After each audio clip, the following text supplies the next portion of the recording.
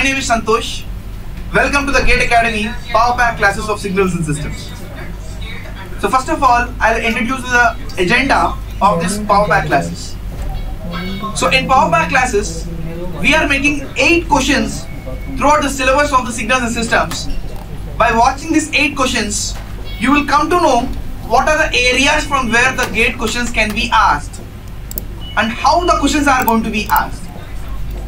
So this is going to be very useful for the students, especially the students who are going to write GATE 2019. So let us try to ensure that we are making most of this particular Power Pack classes. So let us start with the question number 1. So this question belongs to Introduction to Signals and Systems and from the topic of energy and power. Find the energy and power for the signals. First one, x of 1 minus t by 2. And second one is x of t plus 6. Third one is x of 2t plus 1 by 2. If x of t is, in the part A, x of t is equal to 2 for mod of t less than 1 and it is equal to 0 otherwise. The second part, x of t, the part B, x of t is equal to 2 cos 3t. In the third part, x of t is equal to u of t plus 1 plus r of t minus 1 minus 2 u of t minus 2 minus r of t minus 2.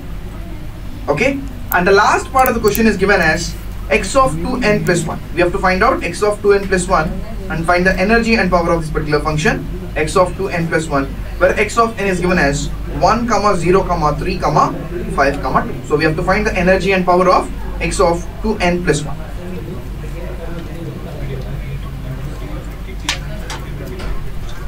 So this particular question focuses on one simple part, that what happens to the energy and power of any signal x of t when it is shifted, scaled and reversed.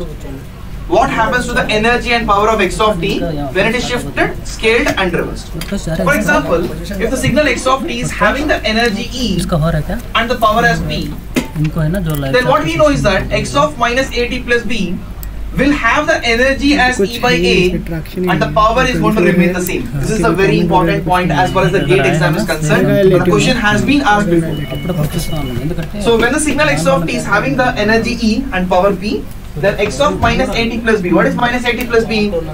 B indicates the shifting, minus indicates the reversal, and A is going to indicate what? Scaling. A is going to indicate the scaling. So energy is only affected by scaling.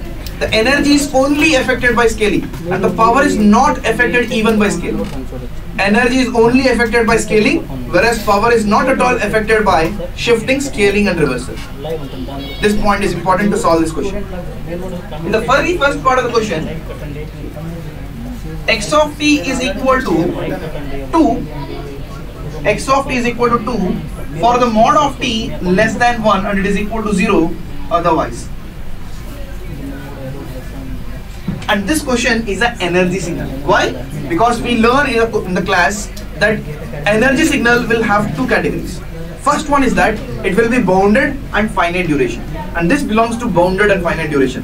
And also you can have a signal which is an energy signal which is bounded, infinite duration with decaying amplitude. These are the 2 characteristics that you can have, either have in the case of the energy signal. So whenever we are talking about the energy signal, energy will be finite and power is going to be equal to 0. When we talk about power, we are actually referring to the average power of the signal. When we are talking about the power, we are actually referring to the average power of the signal. So therefore, I can look at the question and tell it's going to be an energy signal and power will be equal to 0. Now let me find out what is the energy of this particular signal. Graphical representation of the signal is that it's going to be equal to 1, it's going to be equal to 2 between t minus 1 and 1. So let me find the energy, because it's a real valued signal. Integral minus infinity x square of t dt. In a general formula you will have a mod also, mod of x of t whole square dt. But mod is applicable or required only in the complex valued signal. In the case of real valued signal, there is no significance of keeping a mod. So x of t square, and we know the signal is only between minus 1 and 1. In the rest part it's going to be 0. So therefore I will take it from minus 1 to 1. The value of the signal is 2 square dt. So it means that it's going to be 4 into 2, which is 8 joules. It's going to be equal to 8 joules. This is the energy of the signal, which is going to be 8 joules. If the energy is finite, then the power is going to be equal to 0. It's not even required to solve the problem. The power is going to be equal to the top 0. So energy is finite and power is going to be equal to 0. This is for the signal x of t. So if this is the case, then the part is a part 1. Part 1 is that we have to find the energy and power of x of 1 minus t by 2. What is the scaling parameter? Energy is only affected by the scaling parameter. So what is the scaling parameter in this case? 1 is indicating the shifting, minus indicates the reversal, and 1 by 2 is indicating the scaling parameter. So after scaling, the energy is going to become E by 1 by 2.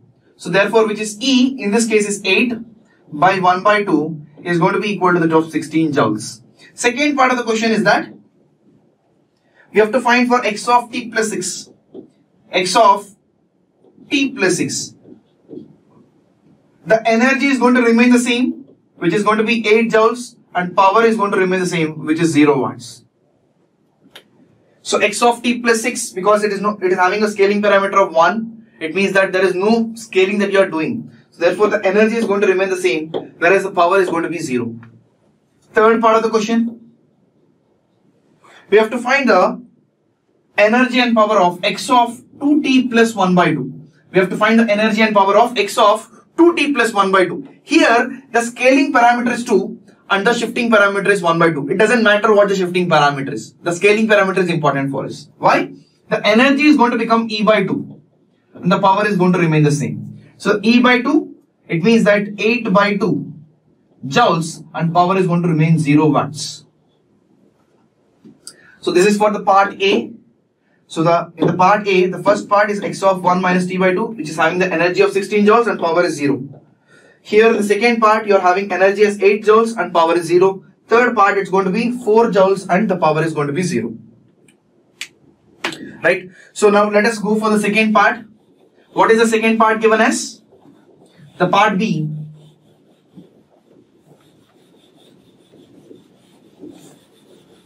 So the part B, here is going to be a sinusoidal function.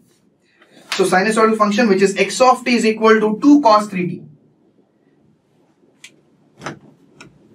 Right?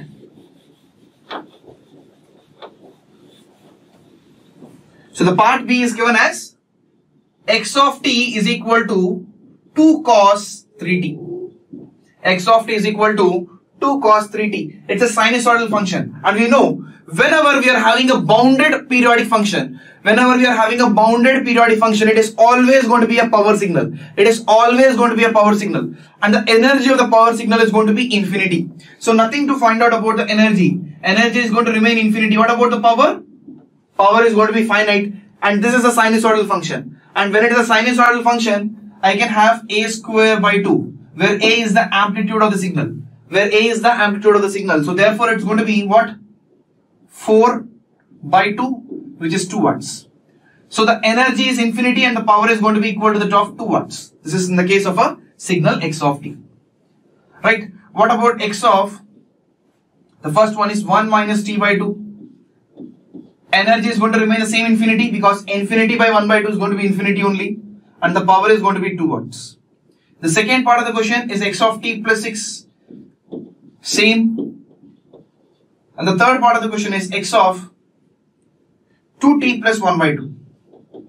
It is also going to have the energy and power. Energy is going to be infinity only and the power is going to be 2 watts. The power is not affected by the shifting, scaling and reversal. The third part. What is the third part? C. And C here is nothing but x of t is equal to u of t plus 1. U of t plus 1 plus r of t minus 1 minus 2 into u of t minus 2 minus r of t minus 2. This model is also very important in the examination point of view. Given a question in terms of the step and drive information, we have to have a graphical representation of it. After the graphical representation, we can do the energy and power. So first of all, I will do the graphical representation of the signal. Please look at the board carefully. Graphical representation of the signal. First of all, you are starting with t is equal to minus 1. We were starting with t is equal to -1. At t is equal to -1, you are having a step of 1 unit. You are having the step of 1 unit. It means that there is a sudden increase in the amplitude of 1 unit. There is a sudden increase in the amplitude of 1 unit, and it is going to go with the same amplitude. It will go with the same amplitude until you are adding anything else. At t is equal to 1, you are adding a ramp function. R of t minus 1 indicates that there is a ramp at t is equal to 1. R of t minus 1 indicates that there is a ramp at t is equal to 1. So you are adding a ramp at t is equal to 1 and with a slope of 1 unit. And with a slope of 1 unit. Before that there is no slope. The slope is equal to 0. And now you are adding a slope of 1 unit. It means that there is a sudden increase in the value of slope, which is 1 unit.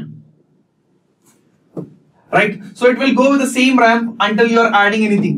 And what you are adding at t is equal to 2, you are adding a ramp of t. You are adding a ramp of -1. You are adding a ramp of -1 to already existing ramp of 1 unit. To already existing ramp of 1 unit. So what happens to the slope now? The slope is now going to become equal to 0. Now, not only that, you are adding a step of -2. You are adding a step of -2. What is the amplitude here?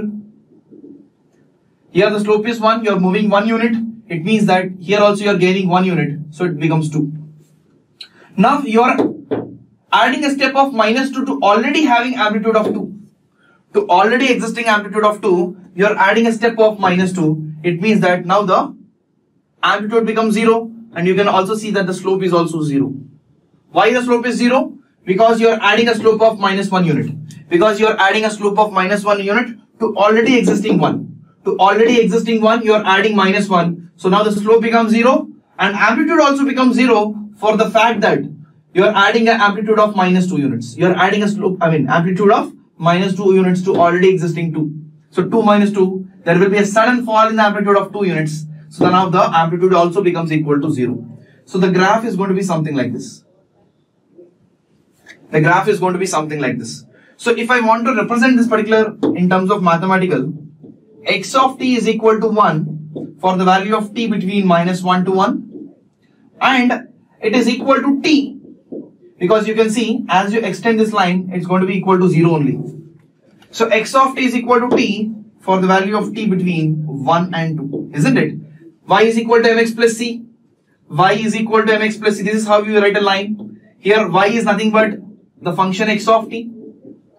Yes or no? X of t, what is the slope? Slope here is going to be 1 unit. X is nothing but t. And c is something that we don't know. We can find the c. X of 1 is equal to 1, which is equal to t is equal to 1 plus c. So the value of c is equal to 0. So it means that the c value is equal to 0, x of t is equal to t. That is how I wrote it. X of t is equal to t for the t between 1 and 2. X of t is equal to t for the t between 1 and 2. And it is equal to 0 otherwise. It is equal to 0 otherwise. So this is the mathematical representation of a signal. This is a mathematical representation of the signal x of t. Now let us find the energy and power for the signal. Let us find the energy and power for the signal. Can you please tell me whether it is an energy signal or a power signal? Which type of signal are we discussing here? Is it an energy signal or a power signal? Is it an energy signal or a power signal? This is clearly an energy signal. This is clearly an energy signal. Why? It is having only a finite duration and bounded in amplitude. It is bounded in amplitude and finite in duration. So whenever any signal is going to be bounded in amplitude and finite in duration, it will clearly be an energy signal. It will clearly be an energy signal. So in any energy signal, the average power value is going to be equal to the of 0. So let us find the energy first of all. So the energy of the signal is given by integral minus infinity to infinity x square of t dt in the case of a real valued signal. If it's a complex valued signal, we will add a mod also. So mod of x of t whole square dt. So now we know from -1 to 1, you are having the amplitude value of the signal is 1 square dt, and from 1 to 2, you are having the x of t is nothing but t square dt. So therefore, here you are going to have 1 multiplied by 2 plus t power 3 by 3 from 1 to 2. So it is 2 units here plus 8 minus 1, which is 7 by 3. 8 minus 1, which is 7 by 3. So it is going to be 13 by 3 joules. It's going to be 13 by 3 joules. The energy of the signal is going to be equal to the of 13 by 3 joules. So if the energy is going to be 13 by 3, the power is going to be 0 watts. So you have to keep in mind that whenever the energy value is finite, the power value is always going to be equal to the of 0. Okay, so we found out the energy and power in the case of the signal x of t which is given. Now what we have to do? We have to find the energy and power of the signal, the three parts which are given. The first part is that we have to find for x of 1 minus t by 2. 1 minus t by 2. What is the energy for this one? If the energy of x of t is E, it's going to be E by A. Scaling parameter here is 1 by 2. So which is 2E. What is the energy? Energy is 13 by 3. So if the energy is 13 by 3, 2E is going to be 26 by 3. Energy here is going to be 26 by 3 and the power is going to be equal to 0 watts. The second one is x of t plus 6. The energy is going to remain the same, which is 13 by 3 joules, and the power of the signal is going to be 0 watts. The third one is x of 2t plus 2. 2t plus 2 signal will have the energy is equal to the of E by 2, which is going to be 13 by 6 joules, and the power is going to be still 0 watts. So with this we complete the third part, which is C.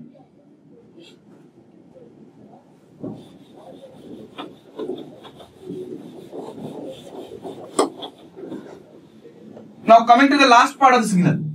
What is the last part? It's a discrete time signal.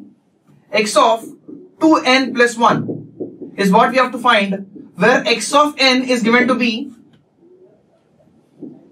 1, 0, 3, 5, 2, where at the 2 you are going to have an arrow. At the 2 we are going to have an arrow. So x of n is equal to 1, 0, 3, 5, 2. We have to find the energy and power of x of 2n plus 1.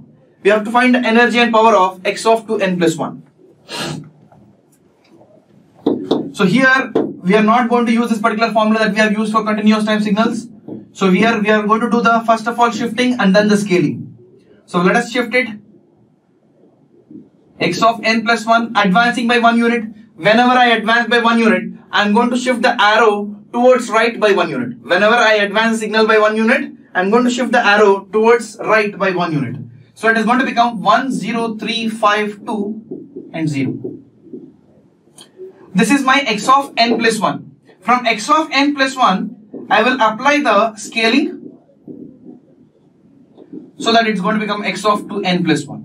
So what is x of 2n plus 1? X of 2n plus 1 is going to be 0. So whenever I am going to do where the scaling parameter is greater than 1, here the scaling parameter is 2. So I am going to do the downsampling. I am going to reduce the number of samples I am going to have in the original signal. So whenever I do the downsampling, when the scaling parameter is 2, I am going to pick every second sample. I am going to pick every second sample. I am going to discard the remaining samples. I am going to pick every second sample. So what I am going to have 0, 5 and then 0.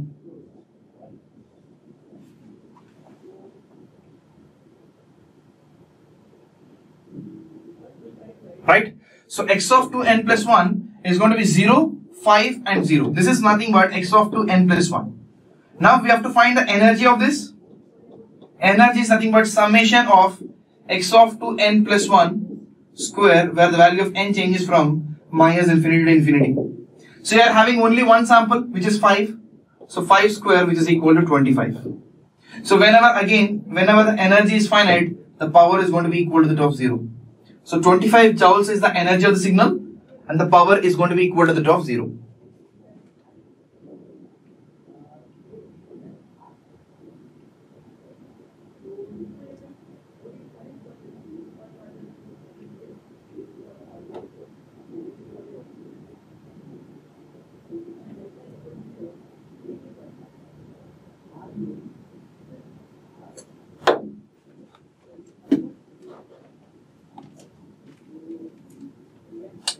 So with this we complete the first question.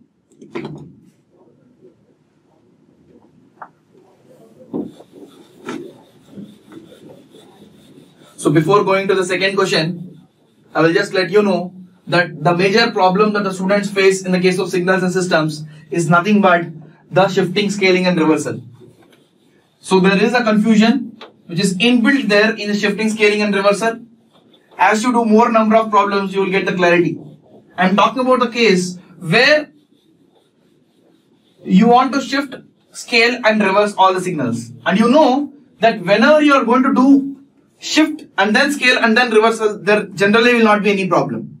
But whenever you do the shifting or reversal before that whenever you do the shifting, whenever you do the scaling and reversal before shifting, then there will be a problem. So I request all of you to ensure that you have the clarity while doing the shifting, scaling and reversal, especially when you are doing the scaling or reversal or both before the shifting operation. Samajh mein aa raha hai? Is it clear? Whenever you are doing the shifting after scaling or reversal, you have to be very careful. So with this we complete the first part of the question. Now let us go for the second question.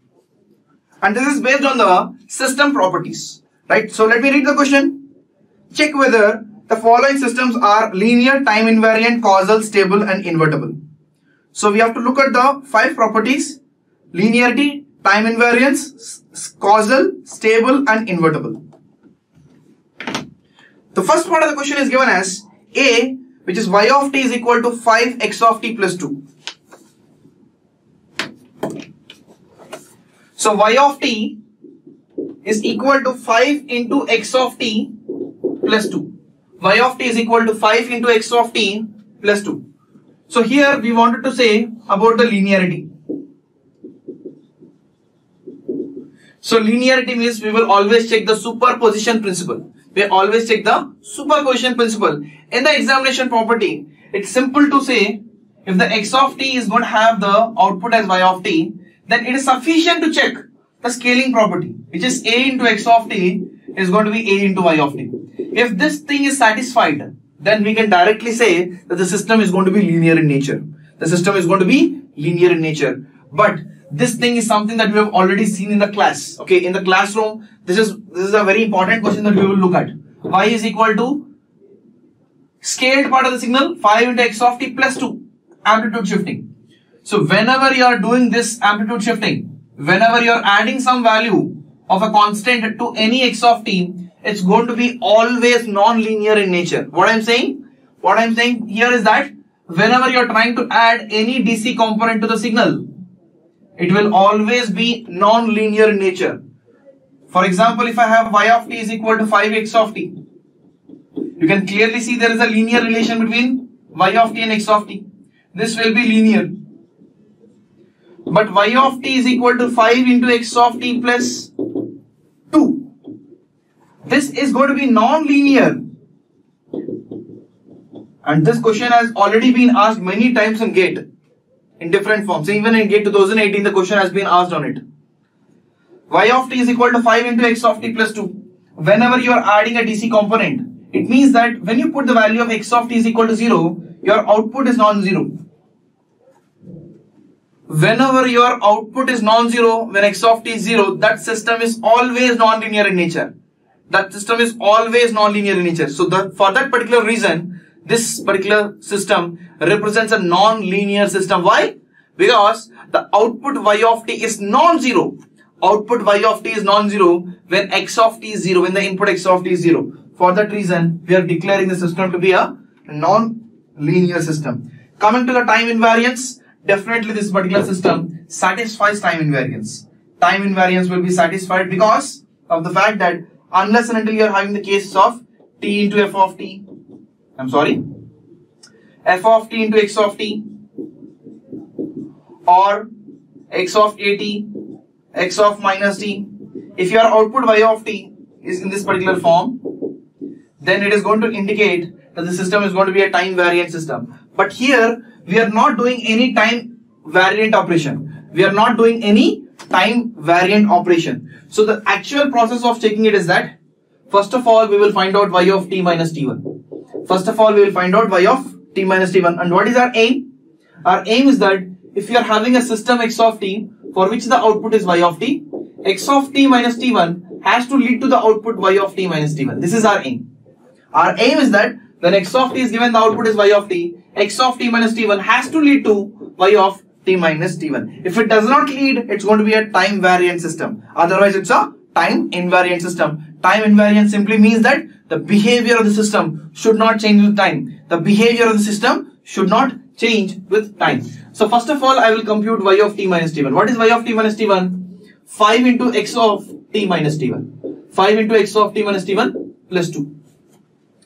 Then the process is that I will take, let x of t minus t1 be some function of x1 of t. Be some function of t, which is x1 of t. If I give x1 of t as the input, the output of the system is going to be y1 of t. If I give x1 of t as the input, then the output is going to be y1 of t. If y1 of t is going to be equal to y of t minus t1, then only the system is a time invariant system. So what I did here, first of all, I found out what is y of t minus t1. I found out what is y of t minus t1, and the second step is that I have assumed that my x of t minus t1 as another function of time x1 of t. If I give x1 of t as the input to the same system, then the output should be y1 of t. If y1 of t is equal to y of t minus t1, then the system is declared to be a time invariant system. System is declared to be a time invariant system. So therefore, what is y1 of t? System's operation is something that you have to keep in your mind. The system, what it is doing is that it is multiplying your input by 5 and then it is adding 2. It is multiplying the input by 5 and then it is adding 2. So if you give the input as x1 of t, the input is going to be multiplied by 5 and then it is going to add 2 to it. The input is going to be multiplied by 5 and then it is going to add 2 to it. So if that is the case, your y1 of t is going to be 5, x1 of t is nothing but x of t minus t1 plus 2. So therefore, which is nothing but y of t minus t1. Time invariant operation. So if you are having a sufficient amount of practice, you can just look at the question and tell whether it's a time invariant system or a time variant system. And major thing is that whenever you are having a time variant system, you will always have these properties. What is that? Y of t is equal to f of t multiplied by x of t. Y of t is equal to x of at. Y of t is equal to x of minus t. These are the three important things which indicate the time variance. These are the three important things that indicate the time variance. So whenever you are doing a scaling operation on time, it's going to indicate the time variance. Whenever you are applying the time reversal, it is also a time variant operation. Or if you are multiplying your input x of t with some function of time, it is also going to be a time variant system. It's going to be a time variant system. But important note here is that this f of t cannot be a function of x of t function. This f of t function cannot be a function of x of t function. It should not be a function of x of t function. So these are three important things which indicate the time variance. So in this case, we are not doing a time variant operation. Why? Because your output y of t is going to be 5 into x of t plus 2. 5 into x of t plus 2. So this is not at all, nowhere you are doing the time variant operation. Nowhere you are doing a time variant operation. And your result also implies the same thing. So linearity is over, time invariance is over. Third one is going to be a causal operation. What is a causal? When do we say that a particular system is going to be causal? When do we say a particular system is going to be causal? A system is said to be causal. A system is said to be causal only when if the output of the system depends upon the present and past but not on the future values of the input. If the output of the system depends on present and past but not on the future input, it doesn't depend upon the future input. So current system y of t is equal to x of t plus 2 that you are having.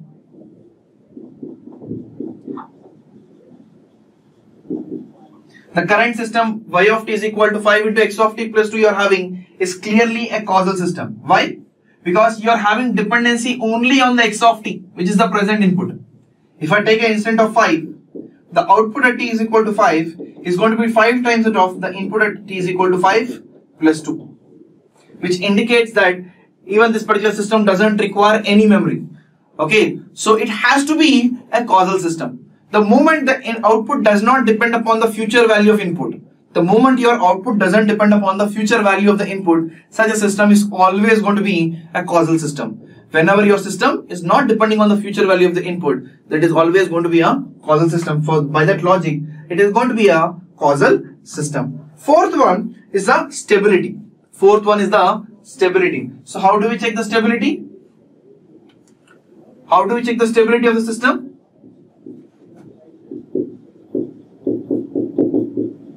The stability of the system is checked by considering that for every bounded input, the output is going to be bounded. For every bounded input. It is not that if you are having 10 inputs, 9 of them are bounded and you are checking that the output is going to be bounded in nature. I'll explain this once again. The fourth one is about the stability of the system. So how do we say the system is going to be stable? A system is said to be stable when for every bounded input, the output is going to be bounded in nature. For every bounded input, the output is going to be bounded in nature. For example, if you are having 99 bounded inputs for which the outputs are bounded in nature, but for the 100th bounded input, the output is unbounded in nature, still we will call that particular system to be a stable system. Still we will call that particular output domain, the system, to be a stable. I'll do it once again. Stability of the system, the fourth one. What is the condition for stability of the system? System is said to be stable if for each and every bounded input, the output is bounded in nature. If for each and every bounded input, the output is bounded in nature. So whenever this is satisfied, we will call the system to be a stable system. Let us take an example. For example, I am having 100 bounded inputs which I am going to give to the system to see whether the output is going to be bounded or not. For example, for all the 99 bounded inputs, I have observed that the output is going to be bounded in nature. But for the 100th bounded input, I have seen that the output is unbounded. Am I going to call it as a bounded system? Am I going to call it as a stable system or an unstable system? What am I going to call the system as? The system will be called as a unstable system. The system is going to be called as a unstable system. Why? For a system to be stable, for each and every bounded input, the output has to be bounded in nature. I am going to apply each and every, even though for 99 bounded inputs, the output is bounded, but for the 100th bounded input, it is not bounded. So therefore, I will call this particular system to be a unstable system. I will call this particular system to be a unstable system. So, but this particular system is going to be a unstable system. Let us check this. So, x of t and y of t. So, x of t, let me give any bounded input. Let me call the output, bounded input is 5. So, what is the output going to be? 5 into 5 plus 2, which is going to be 27. So, let us take the second bounded input as 10. So, 5 into 10 plus 2, which is going to be 52. So, you will observe that, is there any bounded input for which the output is unbounded? Is there any bounded input for which the output is unbounded? You will observe that you are not going to have any bounded input for which the output is going to be unbounded. For all the bounded inputs, whatever bounded input you are going to apply, for each and every bounded input, the output is equally going to be bounded in nature. It can be having a bigger value, but still the value is going to be bounded. Bounded means finite amplitude. Bounded means finite amplitude. So for each and every bounded input, the output is going to be bounded in nature. So therefore, we will call this particular system to be a stable system. And the last property, fifth property, is the invertibility of the system. How can we say a particular system is going to be invertible? How do we say a particular system is going to be invertible? A system is said to be invertible. A system is said to be invertible if the output, if the input can be retrieved from the output. If the input can be retrieved from the output, such a system is what we call as a invertible system. Such a system is what we call as a invertible system. So in the examination point of view, to check the invertibility of the system, to check the invertibility system, what we see is that we will follow particular rule that invertible system generally has. The rule is that for every distinct input, the output has to be distinct. For every distinct input,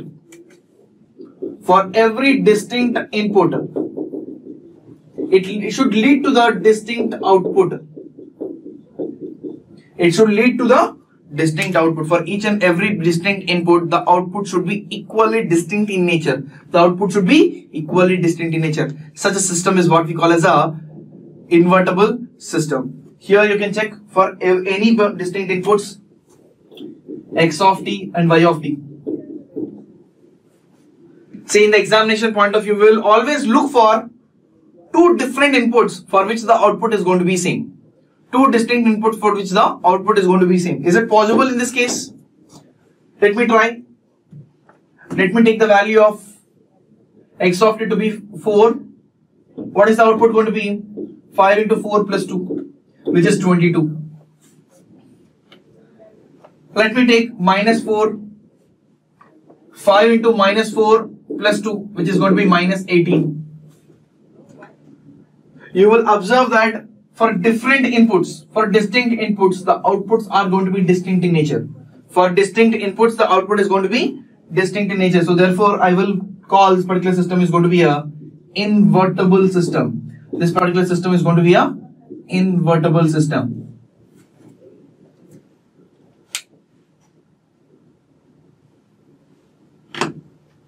Is it clear?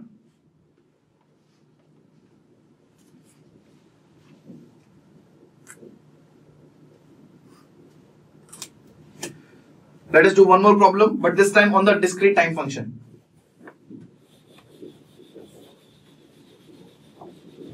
So let me consider that output y of n is going to be x of minus 2n. Output y of n is going to be x of minus 2n. And we have to check the linearity and time invariance, causal, stable, invertible. We have to look at all the properties.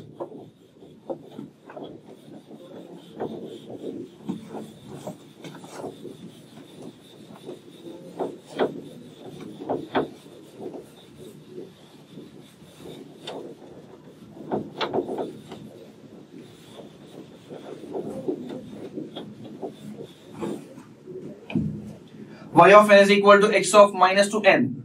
Y of n is equal to x of minus 2n. First, we will start with the linearity.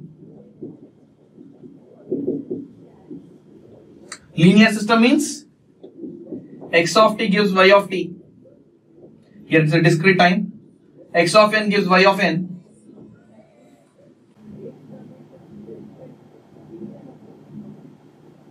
So in the case of a linear system, the x of n has to lead to y of n. Then a into x of n.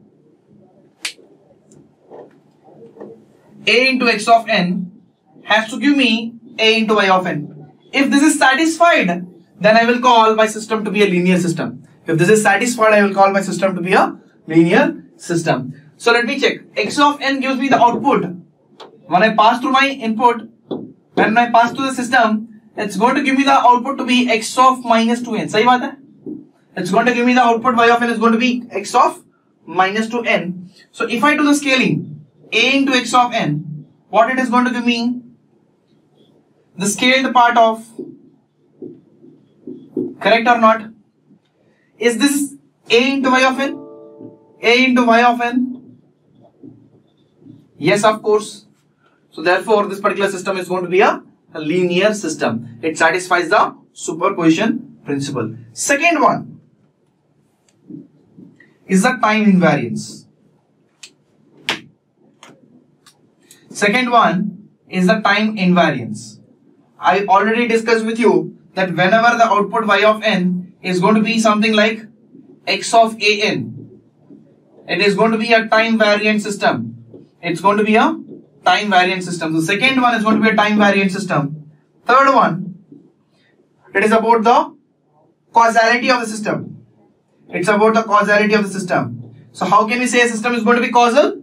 It depends upon, it can depend upon present and past, but it should not depend upon the future value of the input. It should not depend on the future value of the input. So therefore, let us see whether it is going to depend on the future value or not. So if I take the value of n is equal to minus 2. If I take the instant of n is equal to minus 2, then output at n equal to minus 2 is going to be x of 2n. It's going to be x of minus 2. If I keep here, it's going to be 4.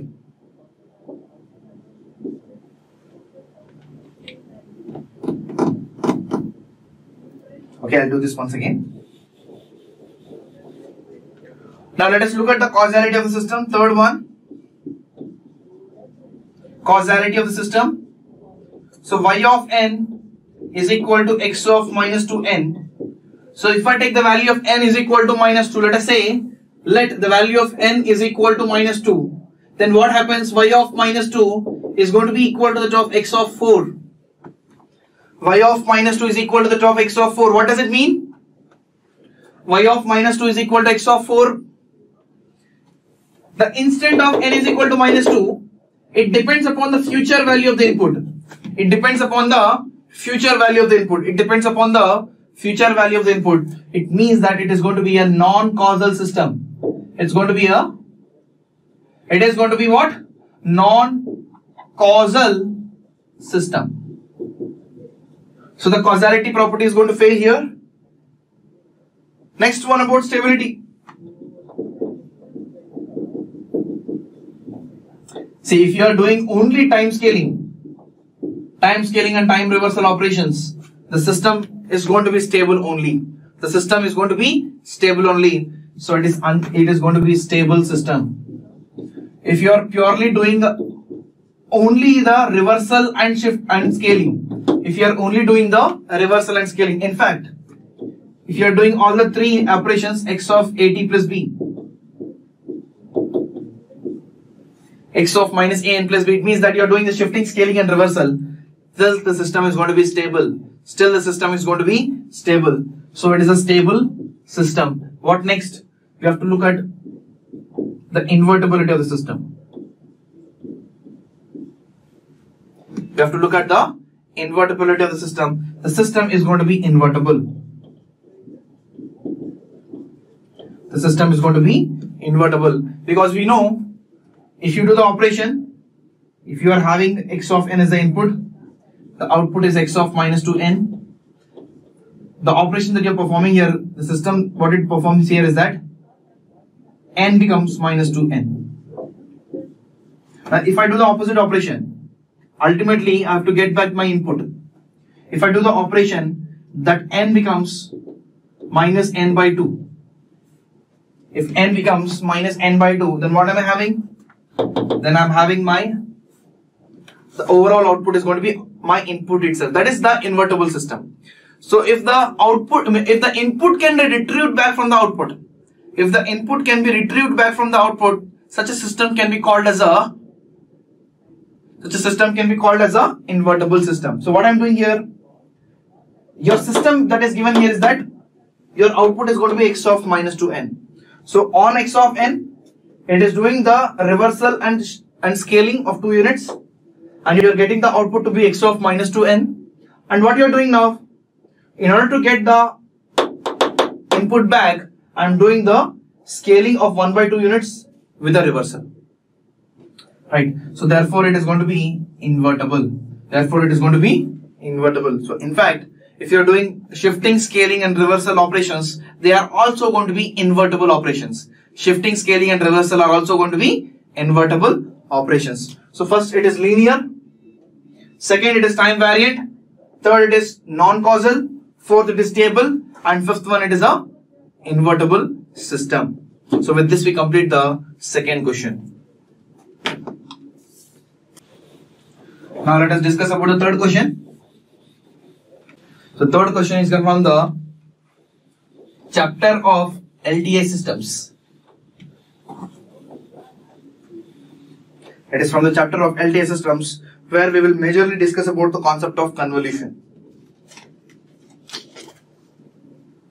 So in this question, we are having a signal which is x of t is equal to 2. We are having a signal x of t is equal to 2 for t between 0 to 2. For t between 0 to 2, and it is 0 otherwise. And it is 0 otherwise.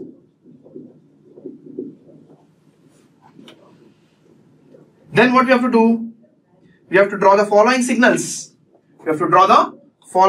First one is that we have to draw this particular signal x of t convolved with the of x of 2t plus 1.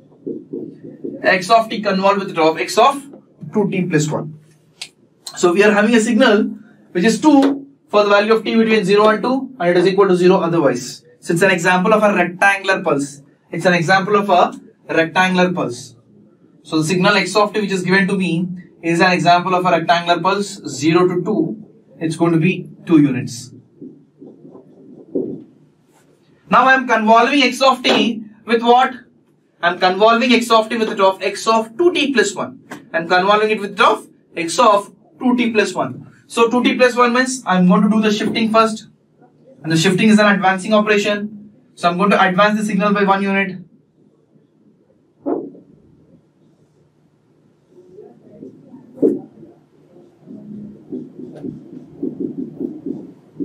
And then t becomes 2t.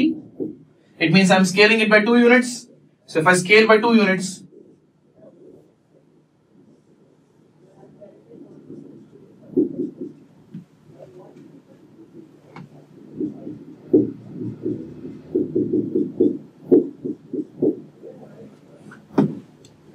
so I'm scaling it by 2 units. You know that how to do the scaling.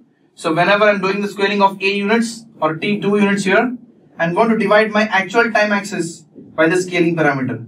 I'm going to divide my actual time axis by the scaling parameter. So here we go. We are having a time scaled and shifted signal, which is x of 2t plus 1. Now what are we going to do? We are going to convolve these two signals. So we have observed one property when we are discussing in the class. What is that? Whenever we are convolving two rectangular pulses, first case is that when they are having equal width. So whenever your signals are having equal width, then what is going to happen? It is going to lead to a triangular pulse. It's going to lead to a triangular pulse. So when they are of unequal widths, then it's going to lead to a trapezoidal pulse. So whenever you are having two rectangular pulses of unequal amplitude, here is the case of unequal amplitude. Here we are having width of 2 units and here we are having a width of 1 unit. So it is a case of unequal amplitudes. So whenever we are having unequal amplitudes, then the resultant will always be a trapezoidal pulse. It means that it's going to be equal to what? It's going to be a trapezoidal pulse. What is the lower limit? Lower limit is the summation of the lower limits. Lower limit is the summation of lower limits. So it's going to be minus 1 by 2 itself. And it's going to have a raising arm. Trapezoidal pulse, it will have a raising arm, constant amplitude region, and it's going to have a falling arm. So raising arm will have the duration of the smaller rectangular pulse. Raising arm will have the duration of a smaller rectangular pulse. So it's going to be something like this, till 1 by 2. And the constant amplitude region, this part is going to have a width of difference of the rectangular pulse widths. Here it is 2 units, here it is 1 unit. 2 minus 1, it's going to be 1 unit. So for 1 unit, you're going to have a constant amplitude region. It means here it is 3 by 2. And for 1 more unit, you're going to have the falling region. So 5 by 2. So raising arm and falling arm will have the same duration, which is equal to the width of the smaller rectangular pulse, So therefore, it is going to be 1 unit here and 1 unit here. Here also, it's going to be 1 unit because of the fact that the difference between the widths of the rectangular pulses is also going to be 1 unit. The difference between the widths of the rectangular pulses is also going to be 1 unit. So therefore, it is also going to be 1 unit here. What about the slope here? The slope of raising arm is equal to the slope of falling arm. And it is equal to the product of the amplitudes. And it's going to be the product of the amplitudes. Here it is 2 units. Here also it is 2 units. So the product is going to be 4 units. So the width, the slope of the raising arm will be equal to the slope of the falling arm. Falling arm is always the slope is going to be negative. Okay, so the magnitude of the slope is going to be 4. But for rising arm, it's going to be plus 4. And for the falling arm, it's going to be minus 4. So for 1 unit, if you are having a slope of 4, the amplitude is also 4 units. So this is the result of convolving the signals x of t and x of 2t plus 1. This is the result of convolving two signals x of t and x of 2t plus 1. Is it clear? Now let us go for the next question.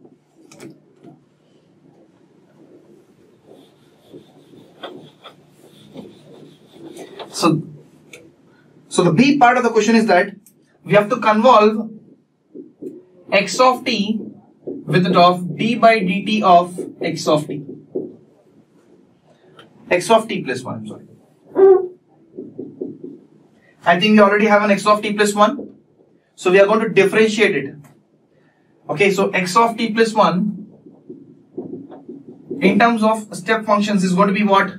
In terms of step functions, it's going to be, you're having positive step here and a falling step here. So positive step at t is equal to minus 1. So I can write it as u of t plus 1. And a falling step at t is equal to 1. So I can write it as u of t minus 1. So rising step and falling step. A rising step is present at t is equal to minus 1. And the falling step is present at t is equal to 1. So u of t plus 1 and u of t minus 1. So how many units here? 2 units. And here it's going to be minus 2 units. So rising step of 2 units and falling step of minus 2 units. Now differentiation of this. D by dt of x of t plus 1. D by dt of x of t plus 1 is going to be what? The differentiation of step is going to be a delta function. Differentiation of step is going to be a delta function. Here also. So basically you are having two delta functions. One at t is equal to minus 1. With the area of 2. The coefficient of delta is always going to be the area. And here it's going to be minus 2. That t is equal to 1.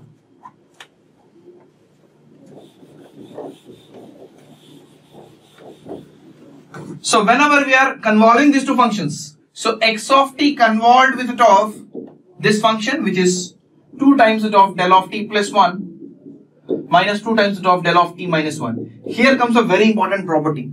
Whenever you are convolving any signal with enough impulse, whenever you are convolving any signal with enough impulse, it is going to be a signal itself.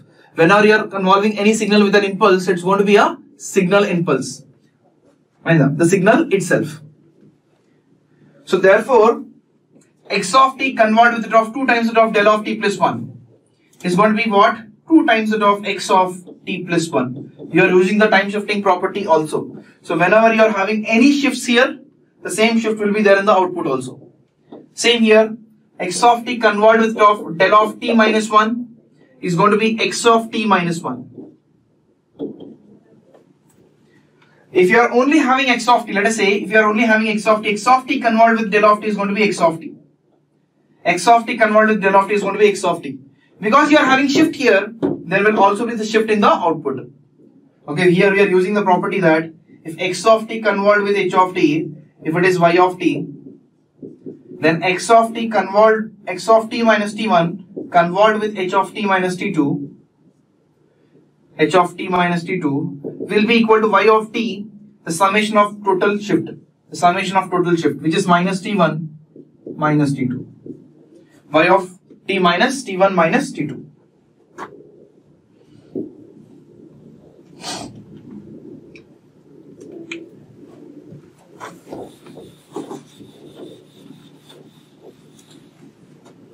So right, so ultimately the convolution of these two functions is going to be what? 2 into x of t plus 1 minus 2 into x of t minus 1. What we have to do here is we have to do the pictorial representation of the scene. Okay, we have written it mathematically, but we have to have a pictorial representation. We already have x of t plus 1. What is x of t plus 1? It's going to be minus 1 to 1, minus 1 to 1 x of t. Now what you should have? This is x of t plus 1. X of t minus 1 is nothing but the delay which is happening on x of t. If I delay the function, generally what you are having? Generally you are having 0 to 2. So when I delay it by 1 unit, what happens? It will be from 1 to 3. It will be from 1 to 3. It means that from 1 to 3.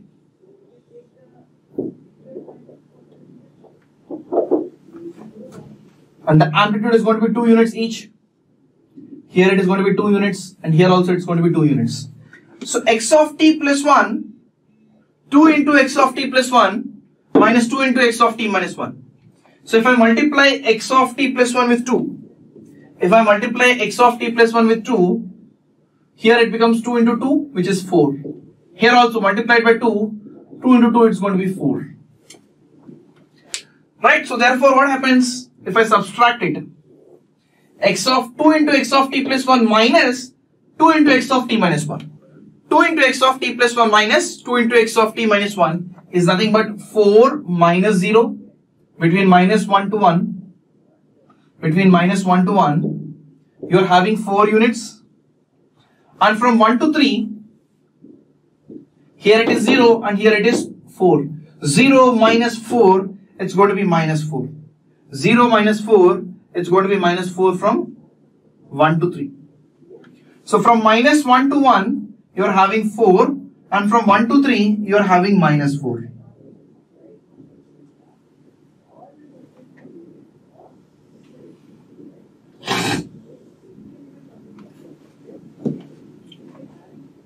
So this is your resultant signal, which is 2 into x of t plus 1 minus 2 into x of t minus 1, which is nothing but the convolution of x of t with of differentiation of x of t plus 1.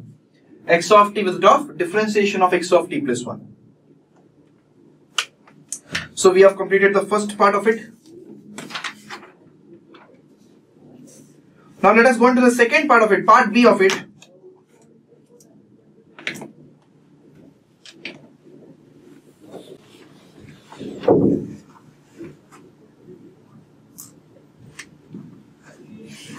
So in the part B, we are having the first part again, which is given the values of x of n and h of n. X of n is given as 1, 0, 2, 1, and the arrow is present at 0. And h of n is given as 1, 4, 2, 1. And what we should find? We should find the response y of n. We should find the response y of n. Y of n is nothing but x of n convolved with of h of n. X of n convolved with of h of n. So let me write x of n here 1, 0, 2, 1, and here h of n 1, 4, 2, 1. So 1 times 0 times 2 times 1 times 4 times 0 times 8 times 4 times 2 times 0 times 4 times 2 times 1 times 0 times 2 times 1 time. So now the diagonals, we will add all the diagonal elements. 1, 4 plus 0 is 4, 2 plus 2 is 4, 8 plus 1 plus 1 is 10, 4 plus 4 is 8, 2 plus 2 is 4 is 1. So therefore you can see the arrows, the arrow is present here. Lower limit here is minus 1, here the lower limit is minus 1. For the output, the lower limit is always going to be the sum of the upper lower limits of x of n and h of n. The lower limit of the output y of n is always going to be the sum of lower limits of x of n and h of n. The lower limit here is minus 1 and here it is minus 1. For here it's going to be minus 2, which is nothing but minus 1 plus minus 1. Minus 1 plus minus 1. So the lower limit of y of n is minus 2. Minus 2, minus 1, 0. At 0 we are going to have an arrow. At 0 we are going to have an arrow. So you are going to have signal 1, 4, 4, 10, 8, 4, 1. 1, 4, 4, 10, 8, 4, 1. This is the A part of B. Next let us do the B part.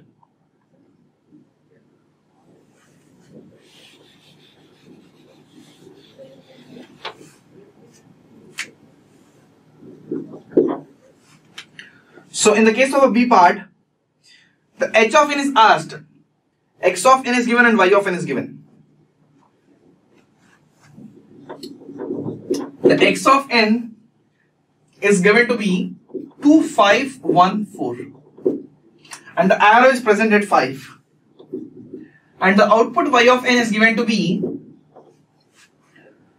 2, 9, 17, 21, 11 and 12,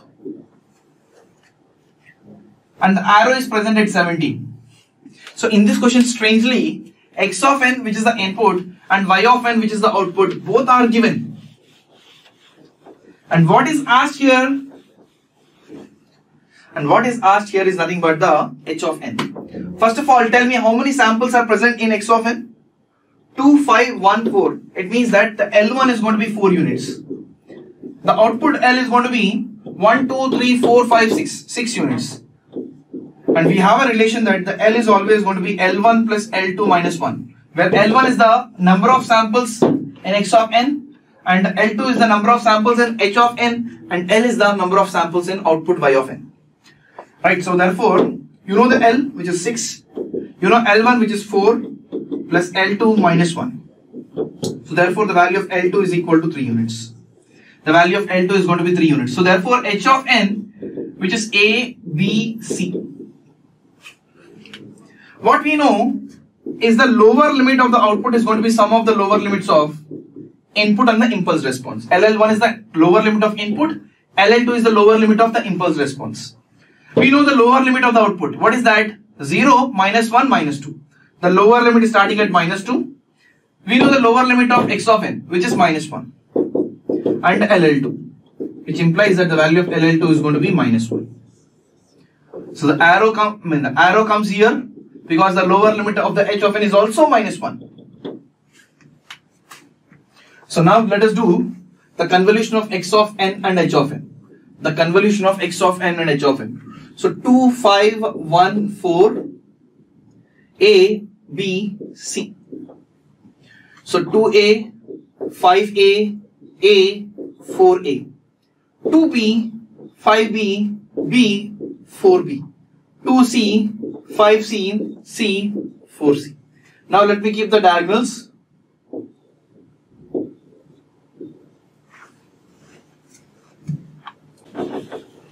Right, so now let us start. The first sample is 2A, the second sample is 5A plus 2B, and so on, and the last sample is 4C. So the first sample is going to be what? 2A, which is equal to the top 2. It means that the value of A is equal to 1. Second sample is 9. Here it is 5A plus 2B. 5A plus 2B is equal to 9. 2B is equal to the top 4, and the value of B is equal to the top 2. If you see the last sample, you are having 4C. 4C is equal to 12 and C is equal to 3. So your ABC is nothing but 1, 2, 3. The ABC is nothing but 1, 2, 3, and the arrow is present at B. The arrow is present at B.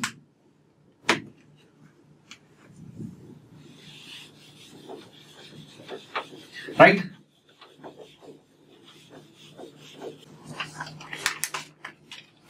So now let us do the question number 4. And the question number 4 is on the concept of Fourier series. First of all, let me read the question. For the signals given below, comment on the first part is even harmonics, second part is odd harmonics, and third part is the nature of CK, AK and BK. Nature of CK, AK and BK. The first signal which is given to us is signum of sin t. The first signal which is given to us signum of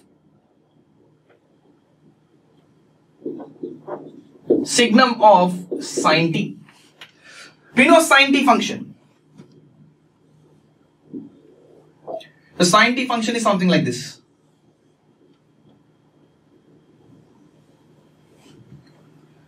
Signum t we know. Signum t is equal to 1 for t greater than 0 and it is equal to minus 1 for t less than 0. This is nothing but a signum function. Now when we talk about signum of sin t, in the place of t we are going to keep sin t.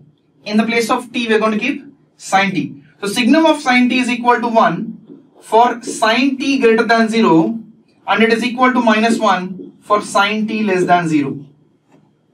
Signum of sin t is equal to 1 for sin t greater than 0 and it is equal to minus 1 for sin t less than 0. So we know this is the part where sin t is greater than 0 and this is the part where sin t is less than 0. So whenever sin t is greater than 0, then signum of sin t is equal to 1. Whenever sin t is less than 0, then signum of sin t is going to be minus 1. So let me draw it below it only. So wherever it is greater than 0, till here it is greater than 0. There the signum of sin t is going to be 1. Wherever sin t is less than 0, there it is going to be minus 1. 1 and minus 1.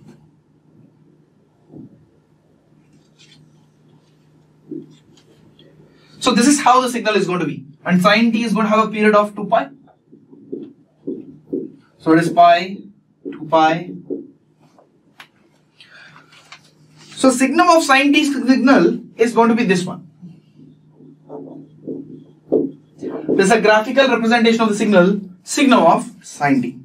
Now we have to comment on the even harmonics, second one odd harmonics, and third one nature of Ck, Ak and Bk. You can comment upon the even and odd harmonics only by the property of half wave symmetry. What is half wave symmetry? If I have a signal x of t, I will check the half wave symmetry when it satisfies x of t plus or minus t by 2 is equal to the of x of t. Where t, capital T is the fundamental time period of the signal. Where capital T is the fundamental time period of the signal. So when you are having a signal x of t plus or minus capital T by 2 is equal to x of t or minus x of t. Plus x of t or minus x of t. This is what we call as the property of half wave symmetry. So in this, if it satisfies x of t plus or minus capital T by 2 is equal to x of t, we call it as an even half wave symmetry. We call it as the even half wave symmetry. When the signal satisfies even half wave symmetry, signal will only have even harmonics. When the signal satisfies the even half wave symmetry, it will only have the even harmonics.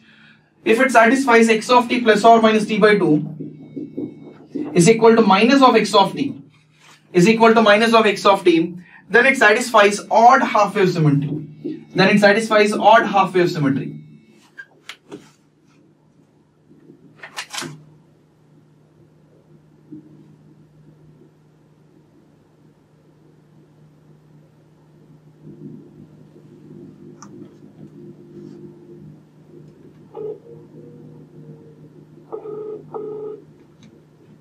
Hello हाँ sir जी बोलिए yeah sir still I'm not feeling okay. Okay, it's fine here. Nitin आप rest ले लीजिए. We will see the slot and let you know. Okay Okay sir. Done here. हाँ, take care. Sir, only on January 1st I'm having class in Jayanagar. Otherwise till January 3rd I'll be in Bangalore only. Okay, after that I will go to Pune Central only. Okay, so when are you available? Like till January 3rd, except on January 1st I will be here only. You are having classes on those days, right? Is it? Yes, on January 1st only I am having class in Jayanagar. After that, on January 3rd I will leave to Pune. Till January 10th or 11th I will be in Pune only. When is your flight time? Which class, sir? Jan 3rd. Jan 3rd evening only. Evening, huh? So, can you come in the morning and do it? Yeah, sure. Jan 3rd. I'll do one thing. First of all, I have to check the slots. I understood your scenario, okay? So, I will get back to you on this. Okay, sir. Right. Take care. I have seen that on 29th, 30, 31 there is no slot. I think so, yes. True. But I will check and let you know. Okay. If there is any slot that can be postponed, I will do that and ensure there is a slot for you, okay? Okay, sir. Thank you. So we will decide the slot based on your convenience. We will see that. Today you please take rest, huh? Okay, Nitin. Take care. Okay, yeah. Bye.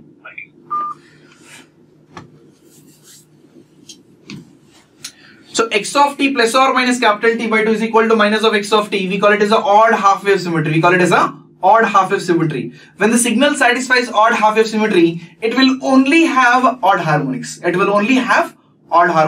So let us see this signal, which one it is going to satisfy. Whether it is going to satisfy even half wave symmetry or it is going to satisfy odd half wave symmetry. So you can either do the advancing or delay. But we have to do either advancing or delay by half its time period. We have to either do the advancing or delay by half its time period. Let us do that. So this particular signal, I want to delay it by half its time period. What is that half time period? The fundamental time period of the signal is going to be 2 pi. The fundamental time period of the signal is 2 pi. So when I delay the signal by pi, what happens? This part will come here. This part will go. So this is how the signal is going to be.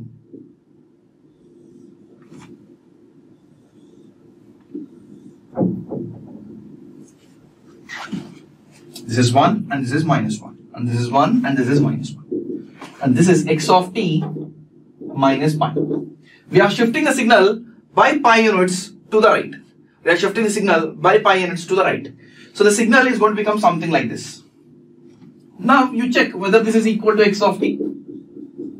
Of course not, because here you are having 1 between 0 and pi, and here you are having minus 1 between 0 and pi. So this cannot be x of t. Can it be minus of x of t? What is minus of x of t? Minus of x of t is that minus of the amplitude what is there earlier. So here it is 1 here. You will have minus 1 after doing the minus of x of t. Here there is a minus 1. Multiplied by minus 1, it becomes plus 1. I'm sure you are able to understand it. On this particular signal, we are applying the magnitude reversal. Minus of x of t. And you can check. This is exactly equal to the minus of x of t. Whatever x of t minus pi we are doing, this is exactly equal to the term minus of x of t. It means that the signal will only have odd harmonics because this is satisfying odd half-wave symmetry. When the signal satisfies odd half-wave symmetry, it will only have odd harmonics. And the even harmonics are going to be equal to 0.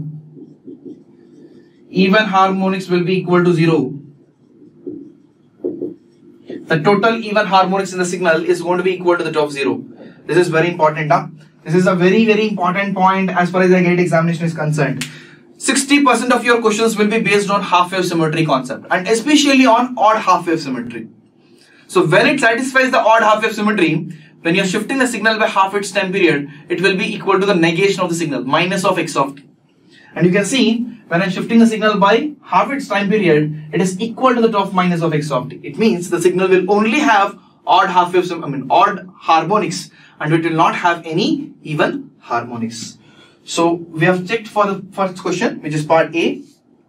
And now let us look for the, okay. So we have commented on even harmonics. We have commented on the odd harmonics. Now we should also comment on the nature of CK, AK and BK. We should also comment on the nature of CK, AK and BK.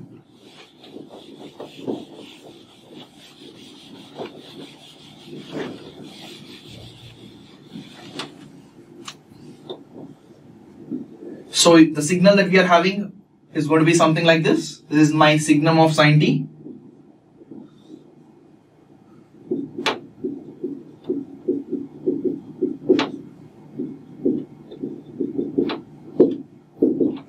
Right? So we know that the signal will be equal to 0 for the value of k being even. Or for that matter, even the values of AK and BK will be equal to 0 for the value of k being even, because it's satisfying the odd half-wave symmetry. Now, if you observe the signal nature, the signal, if I take it as x of t, the nature of the signal is that it is going to be real and odd. The nature of the signal is that it is going to be real and odd. Whenever the signal satisfies real and odd, the value of BK will not be equal to 0 and the values of AK will be equal to the top 0. So especially I should say, whenever the signal is going to be real and odd, the values of AK and A0 will always be equal to the top 0. This is a very important point. The values of AK and BK will always be equal to 0 for every value of K. For all K. For all values of K, it's going to be equal to the top 0. What about CK? Whenever the signal is x of t is real and odd, whenever the signal x of t is real and odd, the nature of CK will be imaginary and odd. The nature of CK will be imaginary and odd, These points are very, very important as far as the gate examination is concerned. So when I talk about the signal, which is going to be real and odd, it will only have the values of Bk and it will not have any values of Ak and A0. The values of A0 and Ak and A0 will be equal to 0. Ak represents the coefficient of cosine function, A0 is a DC component, and Bk represents the coefficient of the sine component. So clearly the values of Ak and A0 will be equal to 0, and the value of Bk is generally not equal to 0 in the case of a real and odd signal. So when it comes to the value of Ck, the Ck nature is going to be imaginary and odd whenever the signal satisfies the real and odd nature. Whenever the signal x of t satisfies the real and odd nature, the complex Fourier coefficient Ck is always going to satisfy imaginary and odd. So on the signum of sin t, we have commented on the required things which are asked in the question. Now let us move into the second part.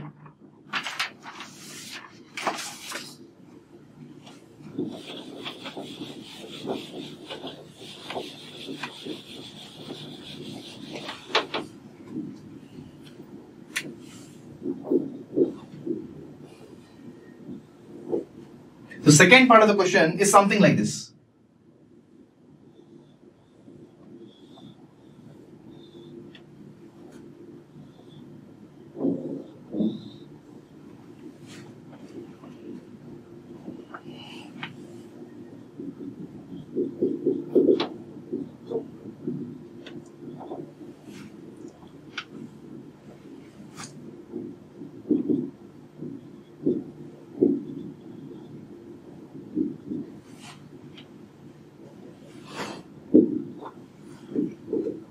So the part B question is given something like this, and for this signal we have to again check what is the first part of the question. We have to check the nature of the harmonics, even harmonics and the odd harmonics, and then we have to comment on the Ck, Ak and Bk. So whenever you are commenting on even and odd harmonics, we have to always check the concept of half wave symmetry. We should always check the concept of half wave symmetry. See, this signal clearly did not have any DC component, because whatever positive part you are having, the same part you are having in the negative. The area of both is same. But in this signal you can see it is having only the positive part. It always indicates that the signal is having the DC component. But whenever you are checking the half wave symmetry, you have to remove the DC component from the signal. So when I remove the DC component, so the DC component will be given by the formula 1 by t integral of 0 to t x of t. Okay, so the period of the signal, if I take the period of the signal, it will be from, I can take it from -1 to 3. Either I can take it from 0 to t, or I can take it from -1 to 3. Only thing is that you have to ensure that you are taking the total period. So if I take it from -1 to 3, x of t dt 1 by t. Time period is going to be 4 units. -1 to 3. The value of x of t from -1 to 1 is going to be 4. And the signal from 1 to 3 is going to be 2 dt. So 1 by 4 times it of 4 into 2. Here also 2 into 2. So 6 plus 4, 8 plus 4, it's 12 by 4, which is going to be 3. So 3 is going to be the DC component of the signal. Let me remove the DC component from the signal.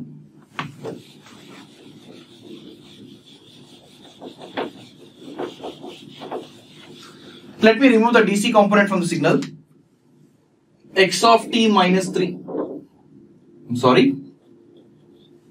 Let me remove the DC component from the signal. That is x of t minus 3. So if I remove the DC component, 4 minus 3 becomes 1. 2 minus 3 becomes minus 1.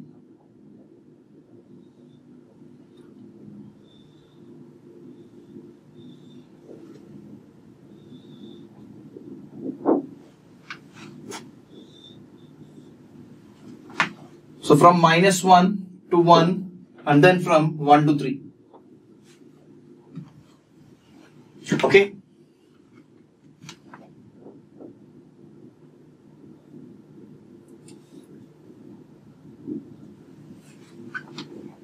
Right, so this is the signal that we are having.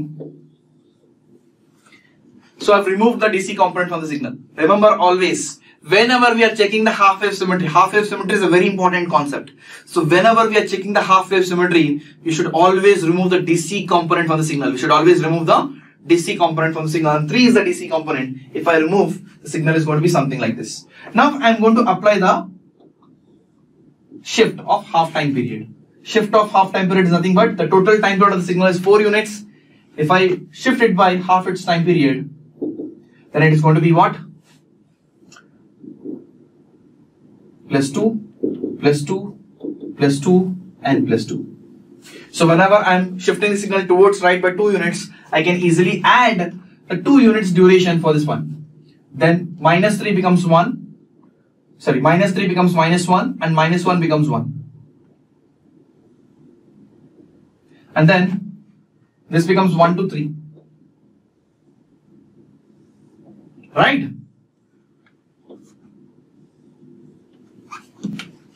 Now you will see this signal is going to be equal to the top minus of x of t minus 2 minus 3. Okay? So whatever above signal you are having, it will be minus of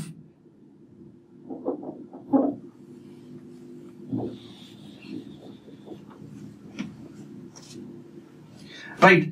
So if I take this particular signal as y of t, this is going to be y of t minus 2, where 2 is nothing but the half time period. So y of t minus 2 is going to be equal to the top minus of y of t. You can please check it. Y of t minus 2 is going to be equal to the top minus of y of it. It means that it is satisfying the odd half-wave symmetry. Whenever it satisfies the odd half-wave symmetry, it will only have the odd harmonics. It will only have the odd harmonics. And the even harmonics are equal to 0. Even harmonics will be equal to 0. It will only have the odd harmonics and the even harmonics will be equal to the top 0.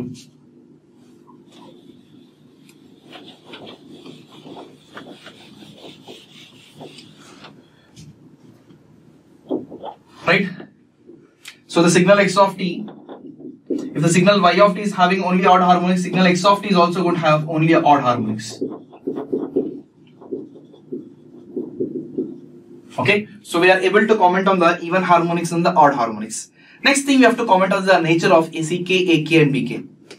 Here also what I can do is that I can write my CK value, AK value and BK value will be equal to 0 for the value of K being even.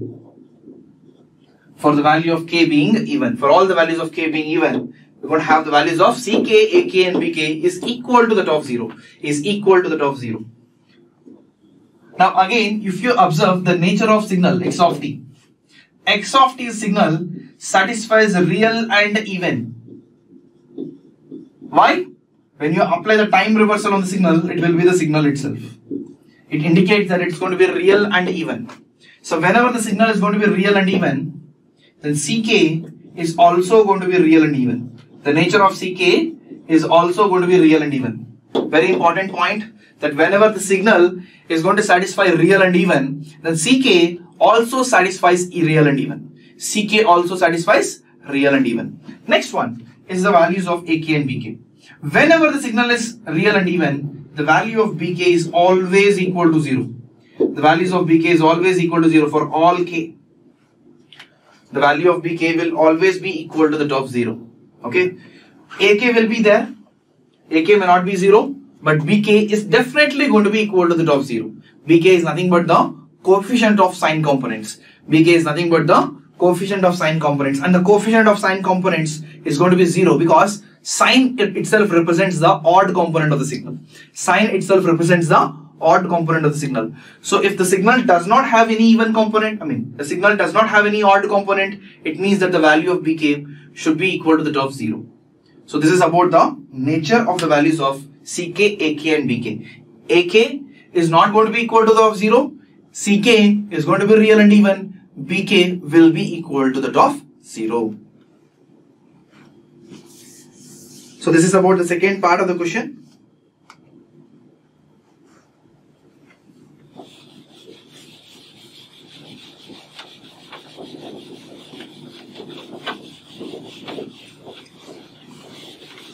Now let us go into the part B of the question.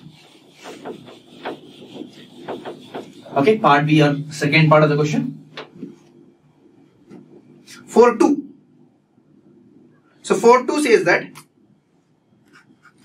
we have to find the complex Fourier series coefficient for the following signals.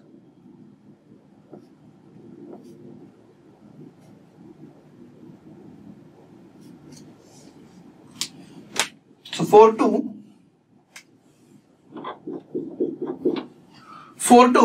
we have to find the complex Fourier series coefficients for the following signals.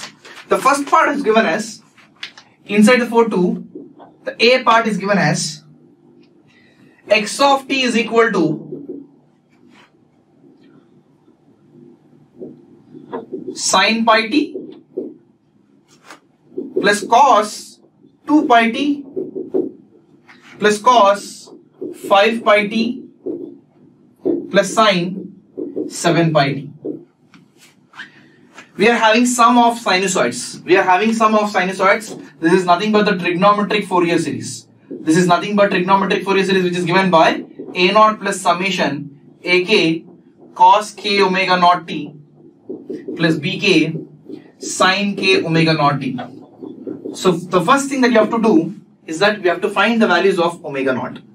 So omega naught will be the fundamental frequency. Omega naught will always be the highest common factor of the frequencies in the signal.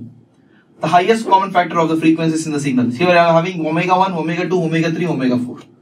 Omega 1, omega 2, omega 3 and omega 4. So the highest common factor of this is nothing but pi and then 2 pi and then 5 pi and then 7 pi. The highest common factor is going to be pi itself.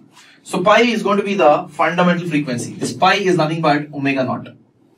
So you are having sin omega naught t plus cos 2 omega naught t plus cos 5 omega naught t plus plus sin 7 omega naught t.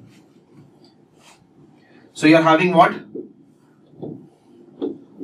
Sin omega naught t plus cos 2 omega naught t plus cos 5 omega naught t and then plus sin 7 omega naught t. So this is the trigonometric Fourier series coefficients. So therefore you can compute the values of AK and BK. A naught is clearly is equal to 0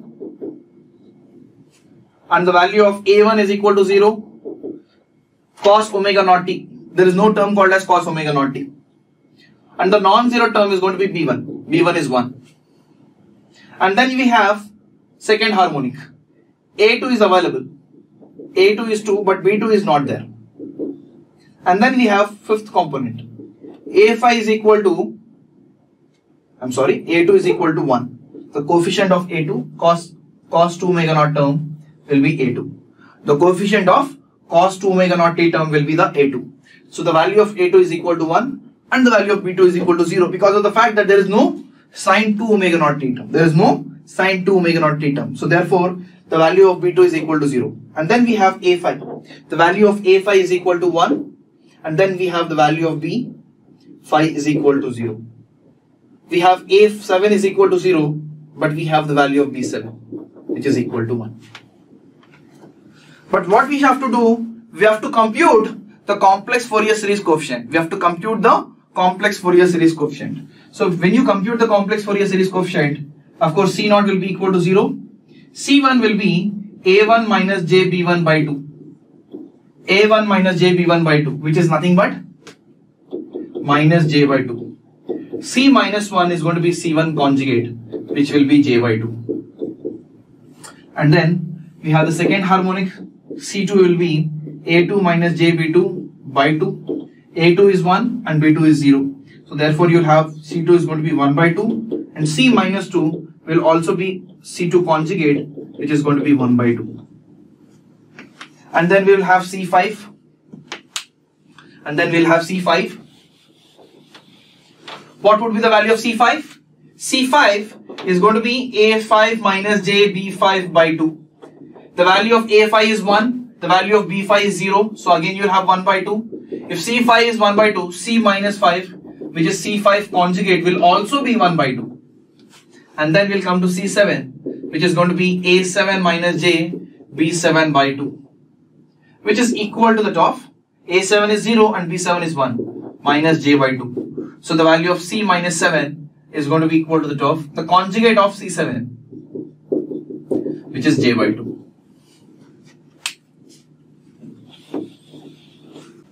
So what are the non-zero values? C1 is going to be minus J by 2, C2 is going to be 1 by 2, C5 is going to be 1 by 2, C7 is going to be minus J by 2. Now C minus 1 is conjugate of it, which is J by 2, C minus 2 is going to be 1 by 2, C5 is going to be 1 by 2, and C minus 7, I'm sorry, C minus 5 and C minus 5. So these are the complex Fourier series coefficients for the trigonometric Fourier series which is given in the question. So this is also an important model because many a times the question can be asked, given the complex Fourier series coefficient, we have to find the trigonometric Fourier series, or it can also be asked in a way that given the trigonometric Fourier series, we have to find the complex Fourier series coefficients. I'm sure this particular question is clear. You can please go through it.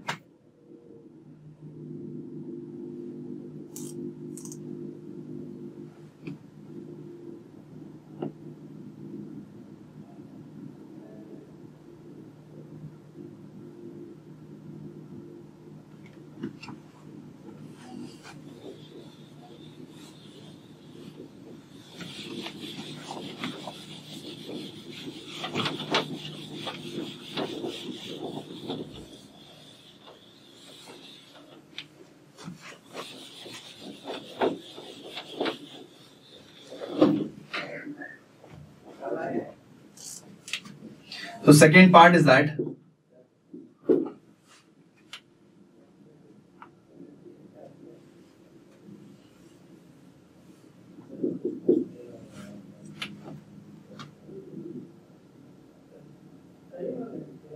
okay, so second part of the question is that for 2b, if the signal x of t is having the Fourier series coefficient as ck, what is the Fourier series coefficient of x of 2t plus 1? And what is the Fourier series coefficient of d by dt of x of t?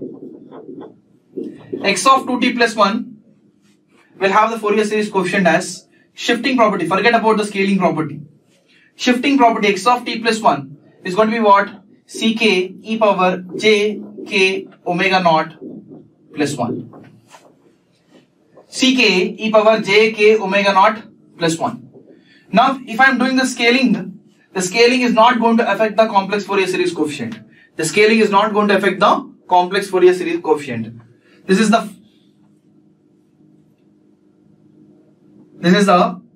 A part of it.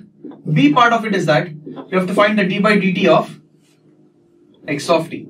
You have to find the Fourier series coefficient of d by dt of x of t. The Fourier series coefficient of d by dt of x of t is going to be j k omega naught ck. It's going to be j k omega naught ck. So d by dt of x of t will have the complex Fourier series coefficient as j k omega naught multiplied by ck. Time shifting property, time scaling property, and time differentiation property. These three properties are very, very important as far as the gate examination is concerned. These three properties are very, very important as far as the gate examination is concerned.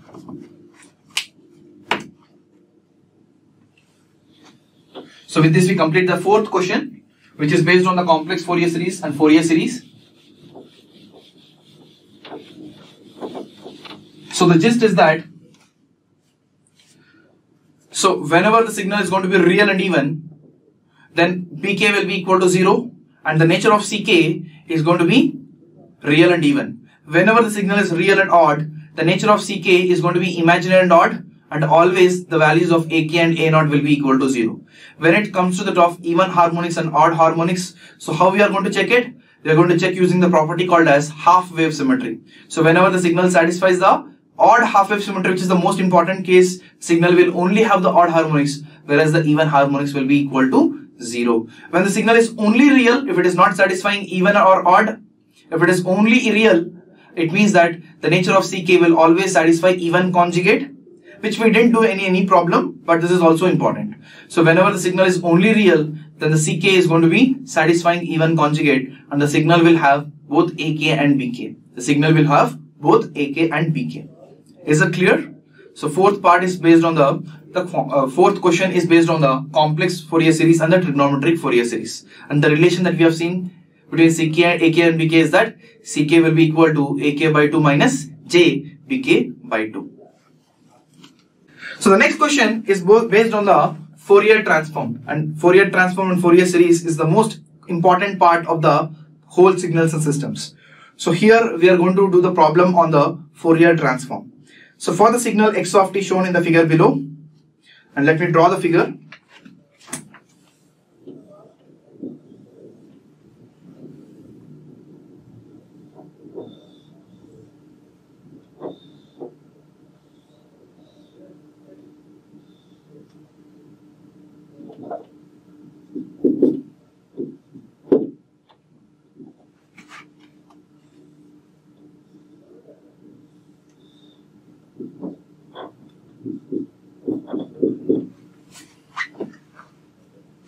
So we have to find the Fourier transform of x of t. We have to find the Fourier transform of the signal x of t.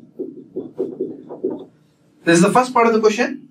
And part B is that we have to find the area of x of omega. We have to find the area of x of omega. Third part is that we have to find the area of mod of x of omega whole square, d omega. We have to find the area of mod of x of omega whole square. Part D is the nature of x of omega satisfies. Nature of x of omega satisfies. First one real and even, second one real and odd, third one imaginary and odd, and fourth one is even conjugate. So the continuation of the signal is that the Fourier transform of x of t into x of minus t is always real, and the last part of the question is that the Fourier transform of x of t into e power j2t is dash. So we will go one by one. First of all, we will find the Fourier transform of this particular signal. We will find the Fourier transform of this particular signal. Let us see the amplitudes of the signal. So the amplitudes of the signal are given as 2 and 1. Now whatever signal I am having as x of t, I can decompose into parts. First part, second part,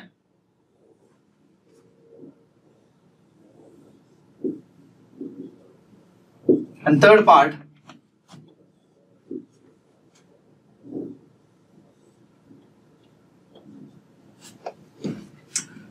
So x of t can be written as addition of x1 of t, x2 of t, x3 of t.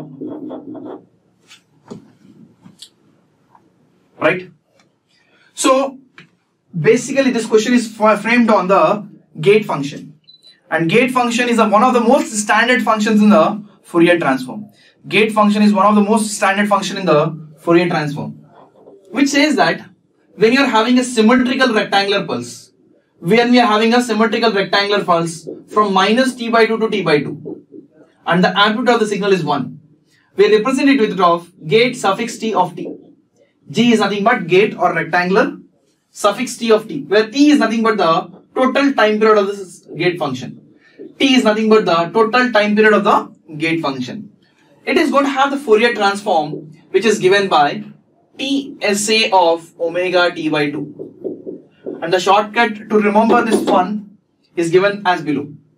T will always represent the area of this one. What is the area of this rectangular pulse? It's a rectangular, right? Rectangle will always have the area as length into breadth. Length is 1 and breadth is going to be t. So this coefficient of SA function will always represent the area of this particular SA gate function. This will always represent the area of the gate function.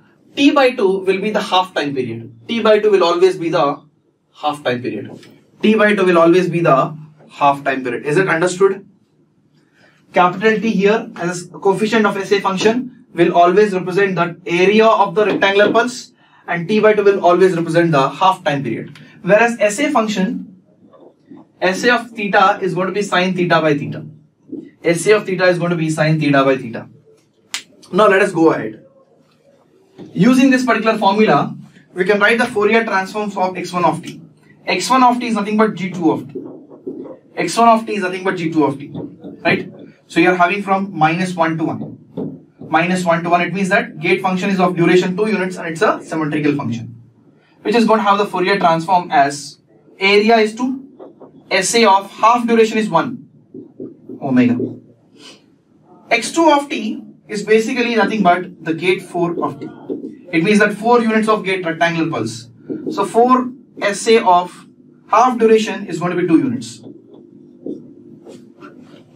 x3 of t can be represented in terms of the symmetrical rectangular pulse from -1 by 2 to 1 by 2.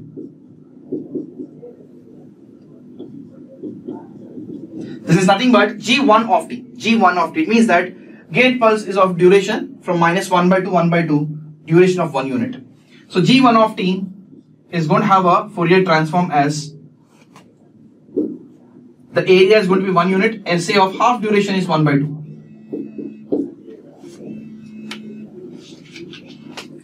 Right? So now what is the relation between G1 of t and x3 of t?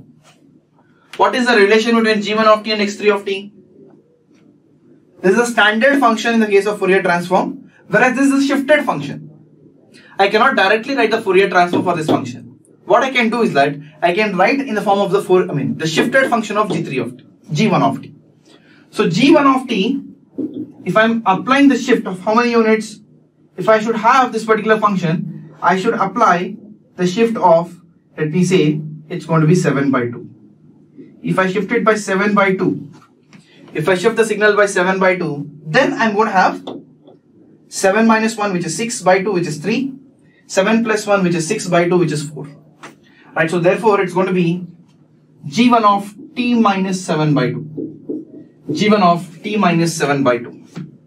This is nothing but x3 of t. x3 of t is equal to g suffix 1 t minus 7 by 2. So G1 of t we already know the Fourier transform. Now we use the time shifting property. Again, a very important property in the gate examination, time shifting property. So time shifting property says that this function is going to have the Fourier transform as whatever Fourier transform you are having here, SA of omega by 2 into e power minus j omega 7 by 2. Minus j omega 7 by 2, using the formula that if you are having a function x of t which is having the Fourier transform as x of omega, then x of t minus t naught will have the Fourier transform as x of omega multiplied by e power minus j omega t naught.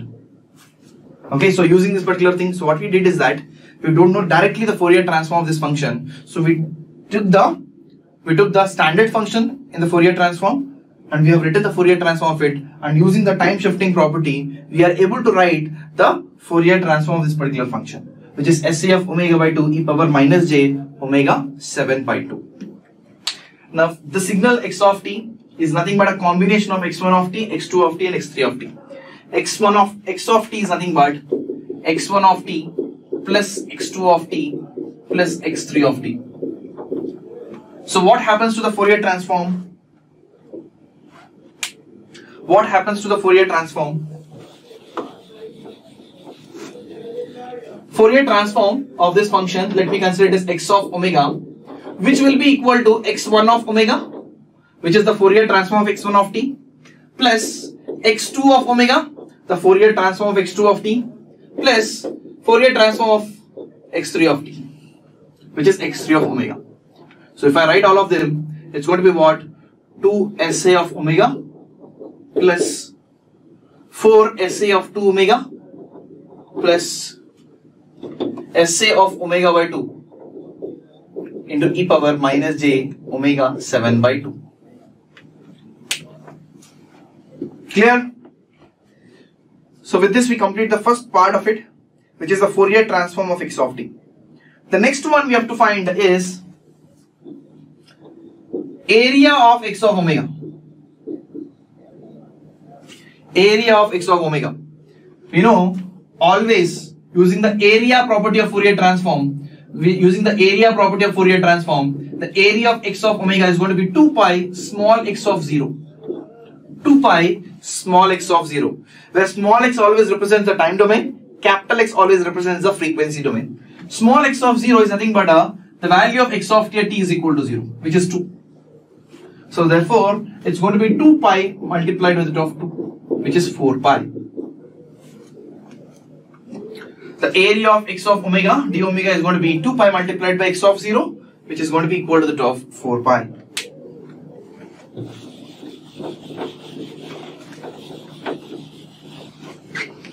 Now, third one is that we have to find the area of mod of x of omega whole square. Area of mod of x of omega whole square. See, whenever you see this particular term, one thing that you have to come to mind is the Parseval's theorem. One thing that has to come to mind is the Parseval's theorem to find the energy. The energy is given by 1 by 2 pi times the of integral minus infinity to infinity mod of x of omega whole square d omega. Mod of x of omega whole square d omega. See, so basically 2 pi multiplied by the energy is going to give you the value of integral minus infinity to infinity mod of x of omega whole square d omega. Now, how to find the energy? How to find the energy of the signal? We can find the energy not using the frequency domain, because to use the frequency domain and find it, in this case, it's going to be very difficult. What we can do? We can use the energy, we can find the energy of the signal using the time domain. In the time domain, the formula is going to be infinity to infinity x square of t dt. X square of t dt. So x square of t, we know what is x of t. X of t is equal to 2 between minus 1 and 1. X of t is equal to 1 between minus 2 and minus 1 and 1 and 2. And x of t is also 1 between 3 to 4. So let us split it. So we are finding the energy. So between minus 2 and minus 1, the value of x of t is going to be 1 square dt. Between 1 and minus 1 and 1, the value is going to be 2 square dt, plus between 1 and 2, it's going to be again 1, and then between 3 and 4, it's again going to be 1. So what is this value? We can find out the energy. So the energy is given by 1 into 1 plus 4 into 2 plus 1 into 1 plus 1 into 1. So therefore it is going to be 8, 9, 10, 11.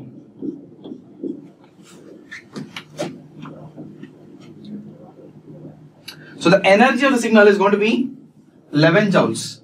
Energy of the signal is going to be 11 joules. Then what is the value of this one? 2 pi into 11 joules, which is going to be 22 pi. Integral minus infinity to infinity mod of x of omega whole square d omega is going to be 22 pi. So with this we complete the third part of it, C part of it.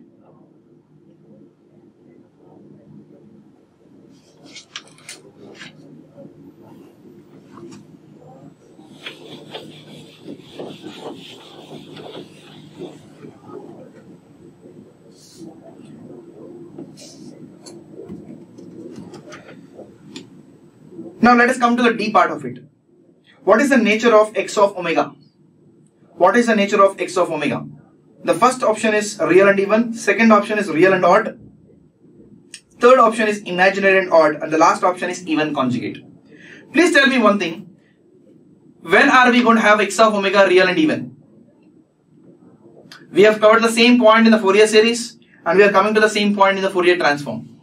We will always have the Fourier transform to be real and even when the signal itself is going to be real and even. Do you think this particular signal is real and even? It would have been real and even if we didn't have 3 to 4. This signal will not satisfy, this property will not be satisfied because of the fact that you are having something from 3 to 4. Had it been that you had something like from minus 3 to minus 4 the same thing, then this would have been a real and even signal. This would have been a real and even signal. But because You don't have any counterpart of 3 to 4 in the negative frequency domain. So therefore this signal cannot be real and even, nor it can be real and odd. Okay, so the two options which can be eliminated is that x of omega cannot be real and even, and x of omega cannot be imaginary and odd, because when the signal is real and odd, then only you will have x of omega to be imaginary and odd. But one thing that we are sure for this signal is that this signal is going to be a real signal. This signal is going to be a real signal. So whenever x of t is real, then x of omega is going to satisfy even conjugate. This is a very, very important point, that whenever signal x of t is real, x of omega satisfies even conjugate. If we are having real and even here, then it satisfies real and even. If we are having real and odd here, then it satisfies imaginary and odd. So because of the fact that we know that the signal is only satisfying the real, it is not even nor it is odd, so therefore you're going to have x of omega satisfying the even conjugate property. It is going to satisfy the even conjugate property. Now let us come to the part E of it. X of t into x of minus t Fourier transform is always real, and this has already been asked in the gate before, that x of t multiplied by x of minus t, what is the nature of it?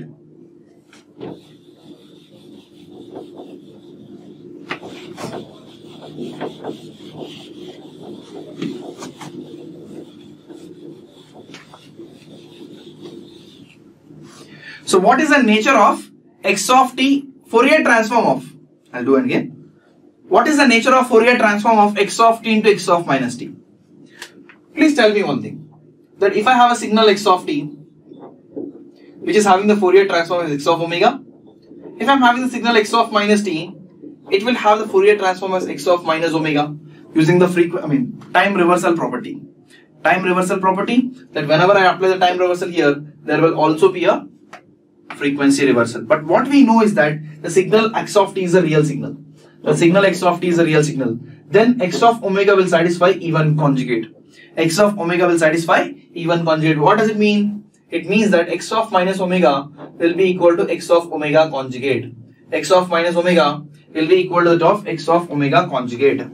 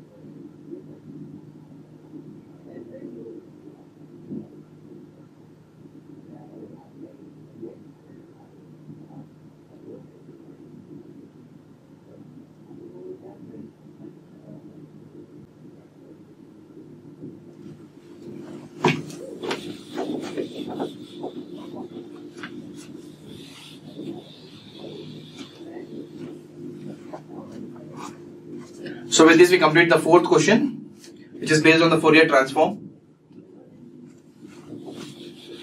So now let us enter into the fifth part of the question. Now let us go into the sixth question. A system is described by a differential equation d square y by dt square minus dy by dt minus 20y of t is equal to x of t. D square y by dt square minus dy by dt minus 20y of t is equal to x of t. Assuming that y of 0 is equal to 0 and y dash of 0 is equal to 0, the first part of the question is that considering the system is stable and non-causal, the impulse response of the system is dash. So we have to find the impulse response of the system. Second part of the question is that the steady state value of the output for step input considering the system to be causal. Third part of the question is the output for a sinusoidal input x of t is equal to 3 sine 2t for the above system if the pole at s is equal to 5 is replaced by the pole at s is equal to minus 1. And comment on the output for the above if its pole is not replaced. Fourth part of the question is, for any system to be stable, all the poles must lie in the left half of sigma equal to 0. True or false? Fifth part of the question is, ROC of the non-causal signal is always both-sided, provided there exists a Laplace transform. True or false? So we will see the questions one by one. Let us first of all focus on the first part of the question. Considering the system to be causal and First let us focus on the first part of the question. Considering the system to be stable and non-causal, the impulse response system is. So d square y by dt square minus dy by dt minus 20y of t is equal to x of t. If I apply the Laplace transform on both sides, s square into y of s minus s into y of s minus 20y of s is equal to x of s. So therefore y of s taken as common, s square minus s minus 20 is equal to x of s. So therefore the y of s by x of s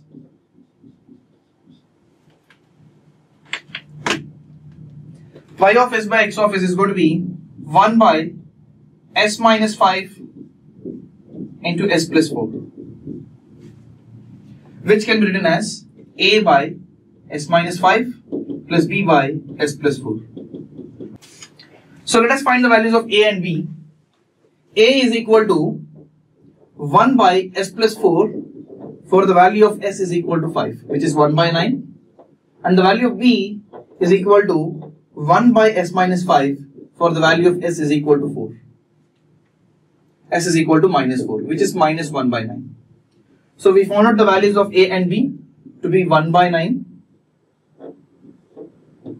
So therefore 1 by s minus 5 minus 1 by s plus 4. Okay, so this is nothing but your h of s. Right?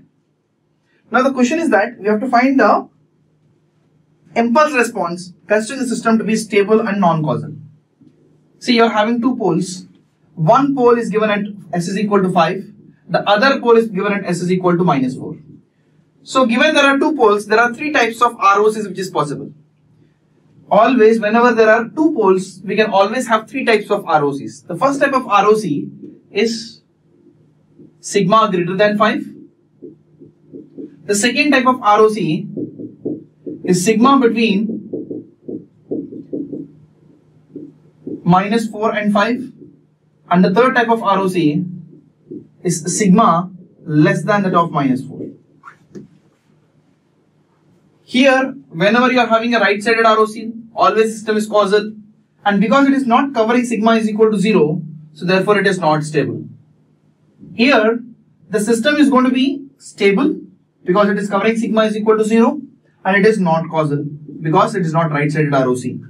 And the left side, if you observe, sigma less than minus 4, it is causal, it is non-causal because it is not a right-sided ROC, and it is not stable because of the fact that it is not covering sigma is equal to 0.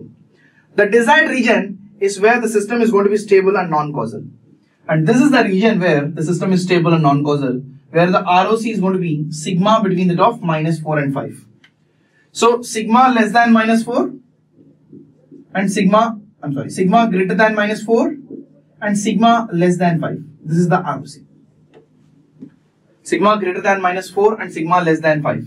So this part, sigma less than 5 should be written in terms of anti-causal part, whereas sigma greater than minus 4, it means that this part has to be written in terms of the causal function.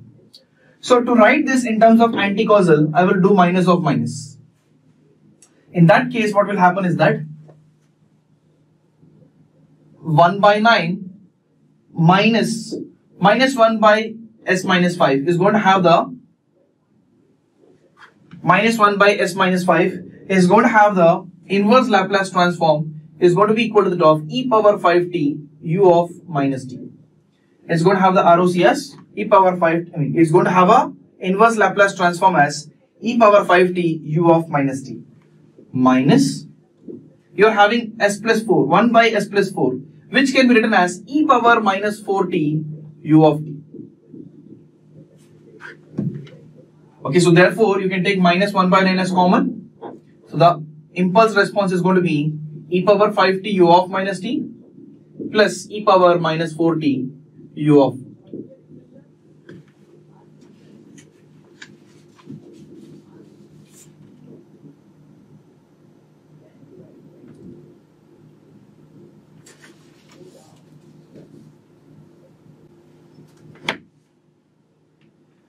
Right, so I think it's clear. The impulse response is going to be minus 1 by 9 e power 5t u of minus t plus e power minus 4t u of t. So this is the first part of the question. Second part of the question is that the steady state value of the output for step input.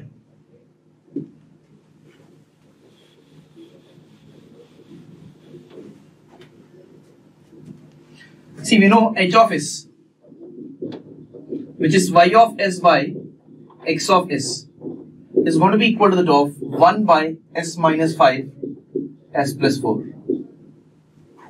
So whenever I take the step input, it means that x of t is equal to u of t. Then what is x of s?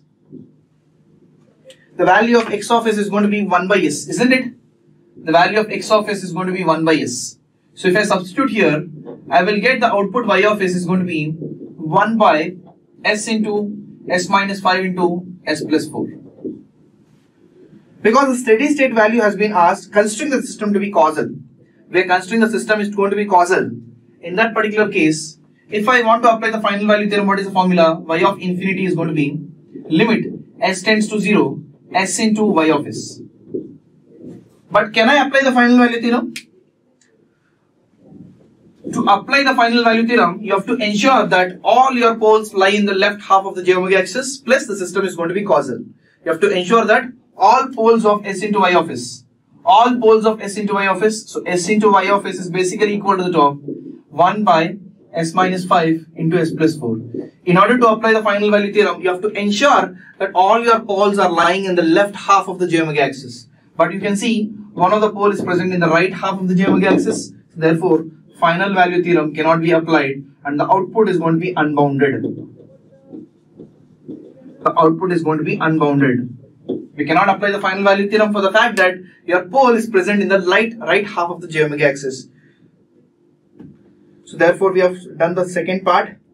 The third part is that the output of a sinusoidal input when x of t is going to be equal to the top 3 sine 2t. When x of t is equal to the top 3 sine 2t, for the above system, if the pole at s is equal to 5 is replaced by pole at s is equal to minus 1. We know the transfer function of the system. I'm sure this part is understood. Let me erase the board.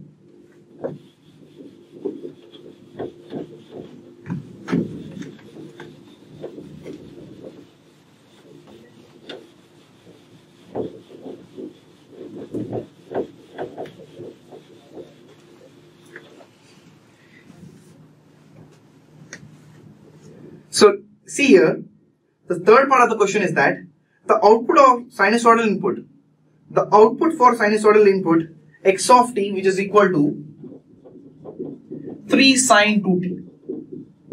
X of t is equal to 3 sine 2t for the above system. If the pole at s is equal to 5 is replaced by the pole at s is equal to minus 5.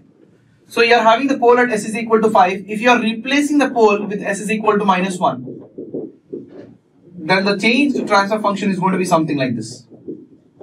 So in this case, I wanted to find out the output of the system. In this case, I wanted to find out the output of the system. One thing that is very, very important in the gate examination is that the response of an LTI system for a sinusoidal input.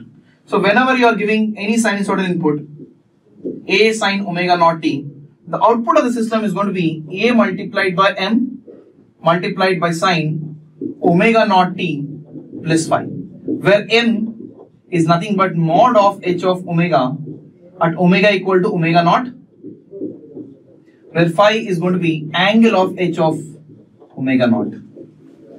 H of omega is nothing but the frequency response of the system. H of omega is going to be the frequency response of the system.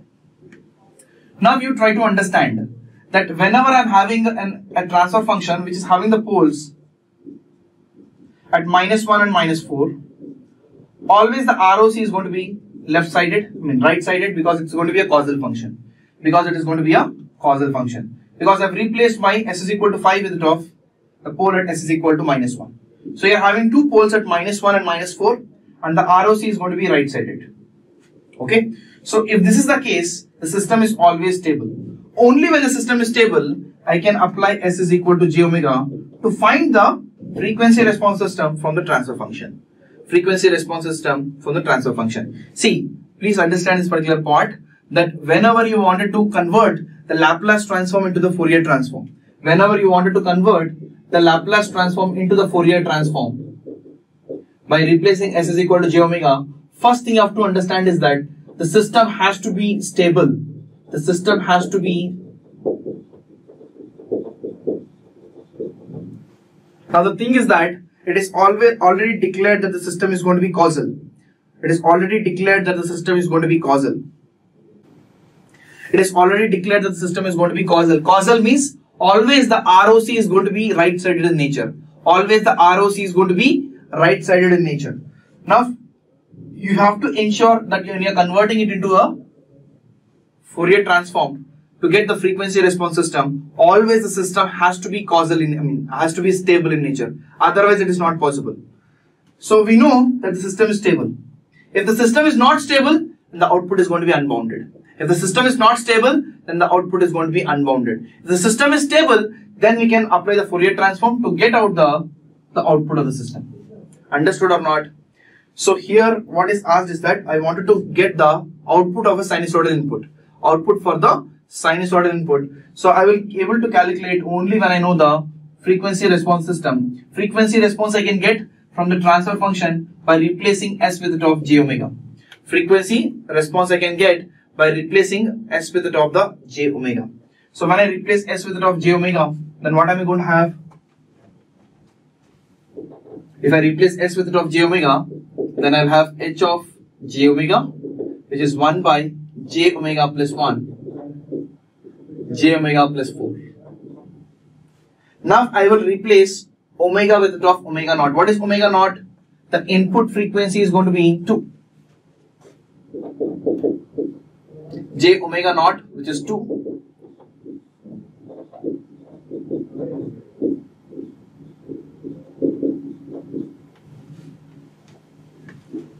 Right. What is the magnitude of it? The magnitude of it is going to be 1 by under root of 5 under root of 4 plus 16, 20, which is 1 by 10. This is nothing but n. Right. Phi is going to be the angle of it, which if you calculate it will be equal to the top minus 90 degrees. So if you substitute here, you will get the output y of t is going to be equal to the top a. What is the input? A amplitude is nothing but 3 multiplied by 0.1 sine of omega naught, which is nothing but 2t, and the angle is going to be minus 90 degrees. So this is going to be the output, minus 0.3 sine of 2t minus 90 degrees. You have to understand one thing. If I don't replace the pole with S is equal to 5 with of S is equal to minus 1, then it is not possible to find the steady state value or the output, because the output is going to be unbounded in nature.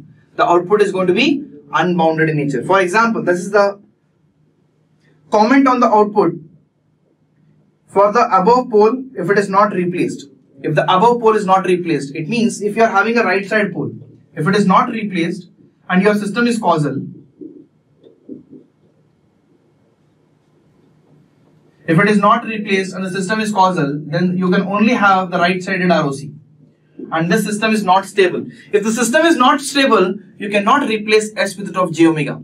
If the system is not stable, we cannot replace S with the top j omega. Please, it is a very important point that whenever you wanted the Fourier transform from the Laplace transform, whenever we want the Fourier transform from the Laplace transform, you should always ensure that the system is going to be stable. A very important point. Here, I will not apply, when I have an actual transfer function, I will not apply the Laplace transform to Fourier transform, because of the fact that if the system is considered to be causal, then it cannot be stable. If the system is considered to be causal, it cannot be stable. So I think we have covered the third part of it. Fourth part of it is that For any system to be stable, all the poles must lie in the left half of the j omega axis, or sigma equal to 0. Is it correct? It's a true or false statement. For any system to be stable, all poles must lie in the left half.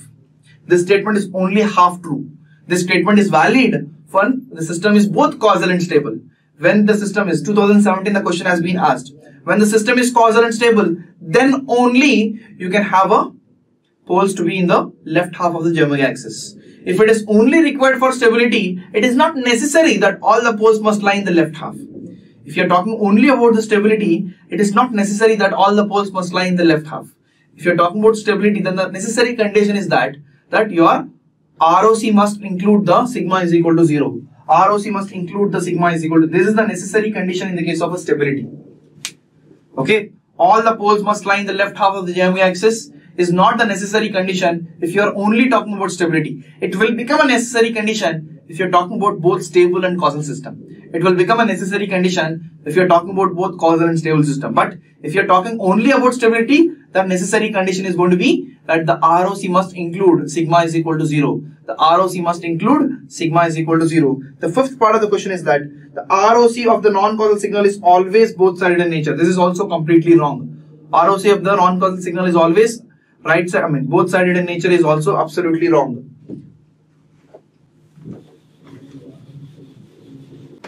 See, the fifth part is the ROC of the non-causal signal is always both-sided in nature, whether this particular statement is correct or not. See, I will counter this particular point. Can you please tell me what is the ROC for u of t? The Laplace transform is 1 by s and the ROC is sigma greater than 0. So you are talking about the signal which is causal in nature. Now let me make this particular signal non-causal. Let me make this signal non-causal. Is this signal a causal signal or non-causal signal? Because the left side is not equal to 0, so therefore it's a non-causal signal. And this signal can be represented as u of t minus 2. Let us say. I'm sorry. This signal can be represented as u of t plus 2, where I'm shifting by 2 units towards the left. Where I'm shifting the signal towards the left by 2 units. This signal is going to have the ROC, is going to have the Laplace transform as 1 by s into e power 2s. But the ROC is still going to be sigma greater than 0. The ROC is still going to be sigma greater than 0. Which is nothing but the ROC which is right-sided in nature. The ROC, because the time shifting property will not change the ROC. The time shifting property will not change the ROC. So this particular point counters the point that when a signal is non-causal in nature, its ROC should be both-sided in nature, which is absolutely wrong. So the fifth statement is false. Even the fourth statement is also false. What is the fourth part? For a system to be stable, all the poles must lie in the left half of sigma equal to 0, which is wrong. And even the fifth part is also false. So with this we complete the sixth part of the question.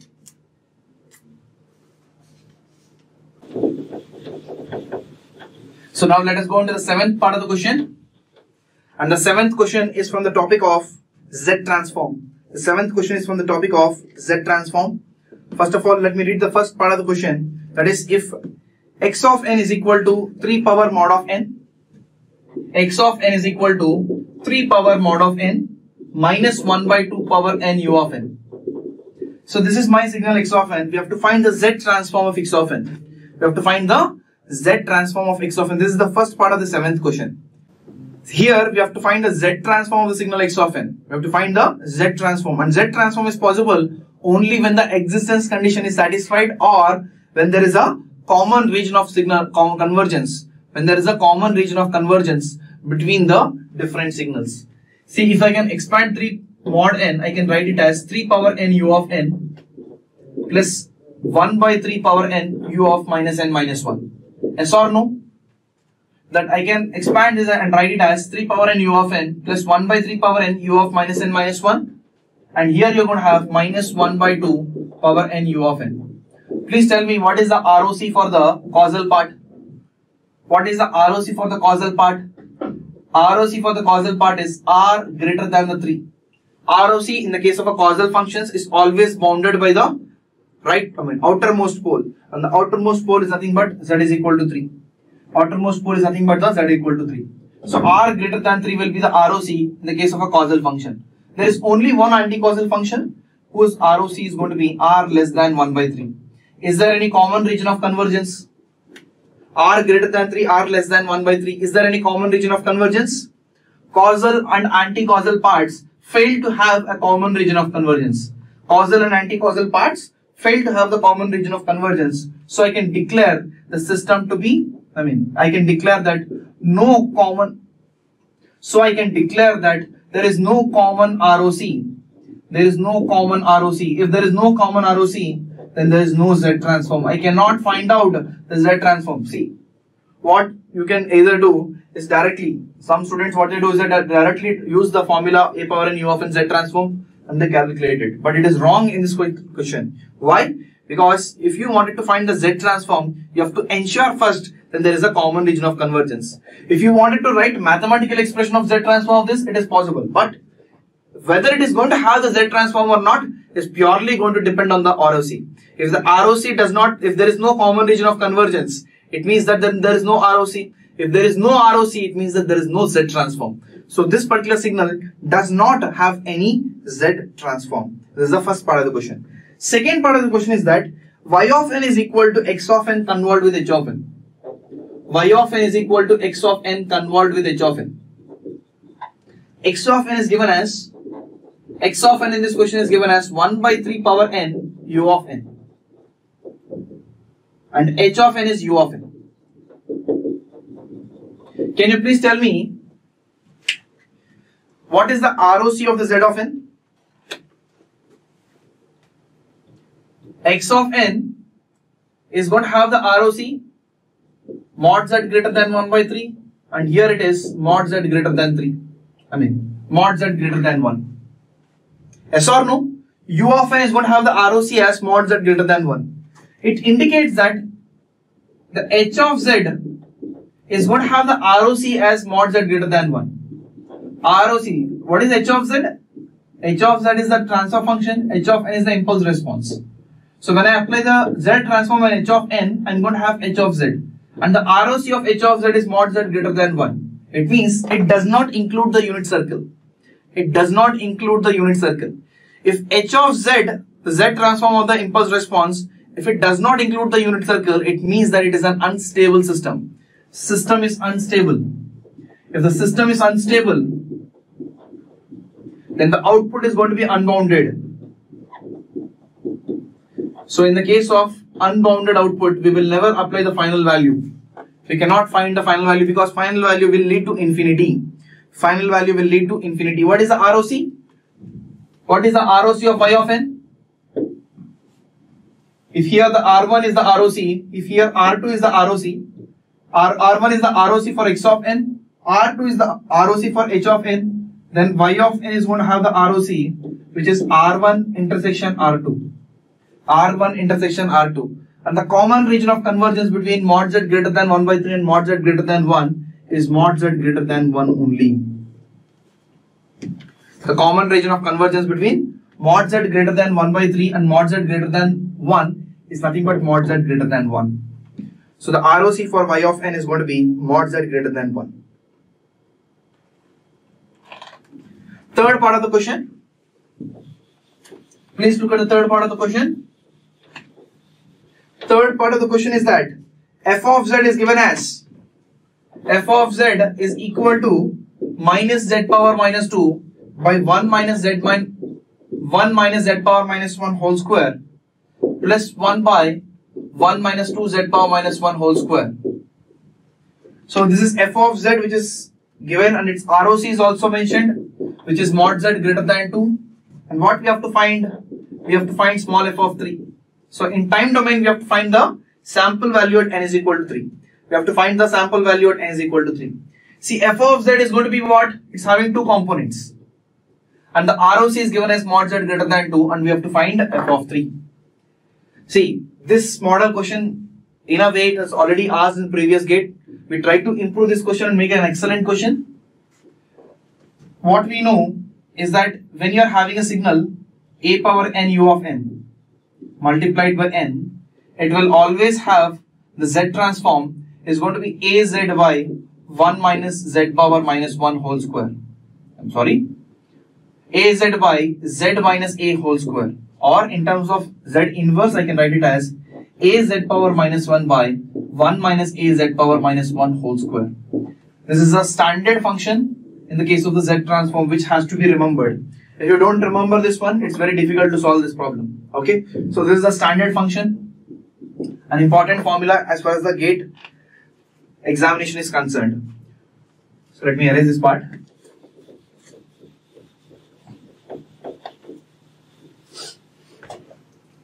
Clear? Now, based on this particular thing, we can find the Fourier transform. We can find the inverse Z transform of the above function, and only after finding the inverse Z transform, we can find the value of f of 3. If you see in both the cases, in this case as well as this case, your denominator is almost looking same. If I take the value of a is equal to 1, if I take the value of a is equal to 1, then what am I going to have? I will have z power minus 1 by 1 minus z power minus 1 whole square, which will have the inverse Z transform as n into 1 power n is nothing but 1 itself, n into u of n. But if you observe in the question, it is having z power minus 2, not only z power minus 1. It is having z power minus 2. So if I am multiplying my function with it of z power minus 1, then totally I will have z power minus 2. But if I multiply by z power minus 1, what happens in the other domain? Whenever I multiply any function of z with z power minus 1, there will be an there will be a delay of 1 unit. There will be a delay of 1 unit in the time domain. So it has to be n minus 1 into u of n. It has to be n minus 1 into u of n. So because I required z power minus 2 in the numerator, so what I'm going to do? I'm going to multiply with it of z power minus 1 in the z side. So if I multiply by z power minus 1 in the z side, what happens in the time domain is that it's going to become n minus 1 into u of n. It's going to become n minus 1 into u of n. So this is the case. And in the second case, let me consider the value of a is equal to 2. Let me consider the value of a is equal to 2. If I consider the value of a is equal to 2, then it is 2z power minus 1 by 1 minus 2z power minus 1 whole square will have the inverse Z transform value to be n into 2 power n u of n. N into 2 power n u of n. Correct or not? If I put the value of a is equal to 2, then I'm going to have this expression, and in the other side it's going to be n into 2 power n u of n. Now in this expression I don't have z power minus 1. In this expression I don't have any z power minus 1. So what I'll do, I will multiply the whole expression 2z power minus 1 by 1 minus 2z power minus 1 whole square with it of z. So that what happens, that z power minus 1 and z will going to get cancelled out. Then what I will have, whenever I multiply z in the z domain, whenever I multiply z in the z domain, what happens? Whenever I multiply z in the z domain, in the time domain there will be an advancing of 1 unit.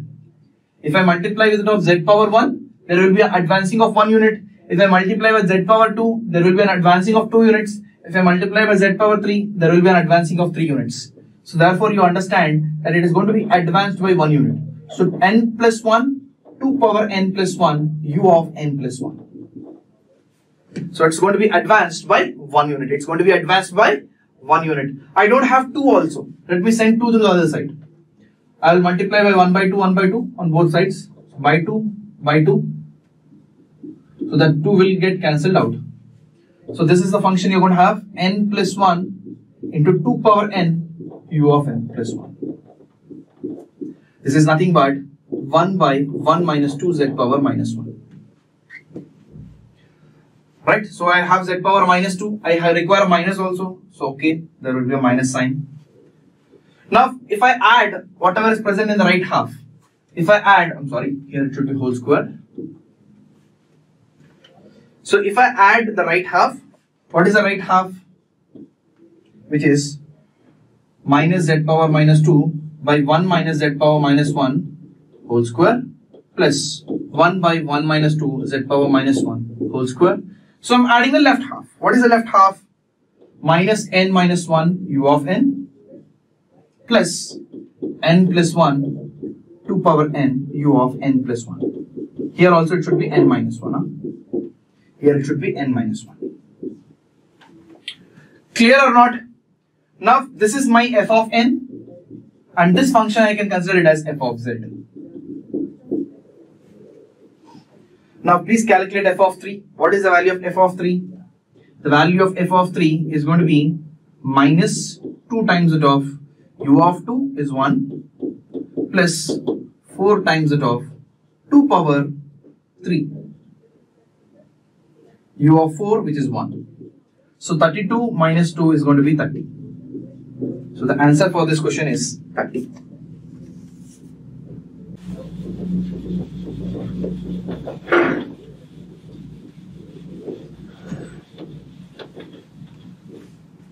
Now coming to the last part of the question, which is if h of z is a z transform of the system having pole 0 configuration as shown in the figure. So we are having the pole 0 configuration as shown in the figure.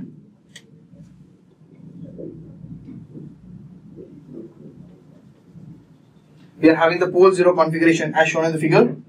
So here I am having a 0 of minus 0.5 and here I am having 0.5, and there are two poles here, one at 0.1, the other at 0.8. So what is given in this question is that if the system is causal, it is automatically stable. Is it correct or not? If the system is causal, then it is automatically stable. Is it correct or not? If I know that the system is causal, you can see that there are two poles, and I want causal, it means that the ROC is bounded by the rightmost pole. The ROC is bounded by the outermost pole. So therefore, because of causal, the ROC is going to be outwards in nature, and it is given that it is already causal. So whenever it is causal, the ROC is going to be outwards in nature. Yes or no? Whenever it is causal, the ROC is going to be outwards in nature. And whenever it is outwards, if it covers the unit circle, then automatically it's going to be stable. Understood or not? Here you can see that there are two poles, 0.1 and 0.8. Yes or no? There are two poles at 0.1 and 0.8. And you can also observe that the ROC, because it is causal in nature, the ROC is going to be outwards in nature, bounded by the outward pole. So there are two poles in which the outward pole is nothing but the pole lying on the outward circle, which is 0.8. So now when the ROC is going to be outwards in nature, it is automatically covering the unit circle. Whenever ROC includes the unit circle, it is always going to be stable in nature. So this particular statement is absolutely correct. Now let us go for the last question. So the last question, let me erase the board. Now let us do the 8th question. It's a very interesting question that has been asked from the concept of DFT. So here, x of n and x of k are 8-point DFT pairs, where x of k is given as x of k square plus 1. X of k is given as x of k square plus 1. X of k is given as k square plus 1. And the value of k is ranging from the top 0 to 7. And the value of k is ranging from the top 0 to 7. And y of n is the summation of all the even samples. And the n is changing from the top 0 to 3. Whereas g of n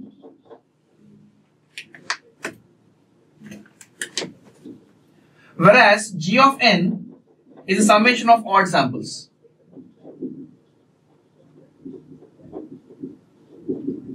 And again the same range.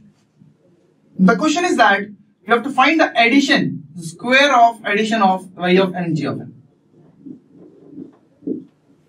This is what we have to find. So y of n and g of n are given, and we have to find the values of y of n square plus g of n square. Now, it's a very interesting question, again based on the important properties that we discussed in the class. What are they? That if x of n will have the DFT pair as capital X of k, x of n has a DFT pair as capital X of k, then capital X of 0 is going to be summation of all the samples of x of n. It means it is going to be x of 0 plus x of 1 plus so on x of 7. capital X of n by 2 will be summation minus 1 power n x of n, which is nothing but x of 0 minus x of 1 plus x of 2 minus x of 3 plus so on minus x of 7. These two are very, very important observations from the DFT. See, when I add these two, what am I going to have? When I add these two, if I take it as 1 and 2, first equation and the second equation, when I add these two, I will have x of 0 plus x of n by 2 is equal to 2 times it of x of 0 plus x of 2 and so on x of 6. And this is nothing but y of n, because y of n is the summation of the even samples. Okay, so what is x of 0? Capital X of 0 is 1 and capital X of n by 2, n is 8. In this question, it's an n point DFT. So the value of n is equal to 8. So it's going to be n by 2, which is 4. So therefore, you are talking about x of 4. X of 4 is going to be 17. Which implies that the value of y of n is going to be 9. When I do 1 minus 2, then it is x of 0 minus x of n by 2, which is going to be 2 times it of x of 1 plus x of 3 plus so on x of 7, which is nothing but 2 times it of g of n. And what is g of n? 2 times it of g of n, x of 0 minus x of n by 2. It is 1 minus 17, which is going to be minus 16. So which implies that the value of g of n is equal to minus 8. So y of n is 9 and g of n is minus 8. When you square them, it is 9 square plus 8 square, which is 81 plus 64. What is the value? 145. So the answer for this question is 145. This question is very beautifully framed because it is again using the same property, but it is asked in a very different way. Right? So this is the first part of the question 8.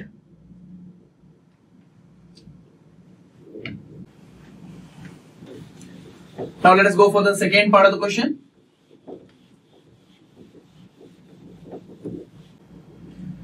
Second part of the question is that for the above question, if DFT of x of n is computed using FFT, we know fast Fourier transform is the DFT with a different algorithm, because the conventional process of DFT is going to take a lot of time, a lot of computations.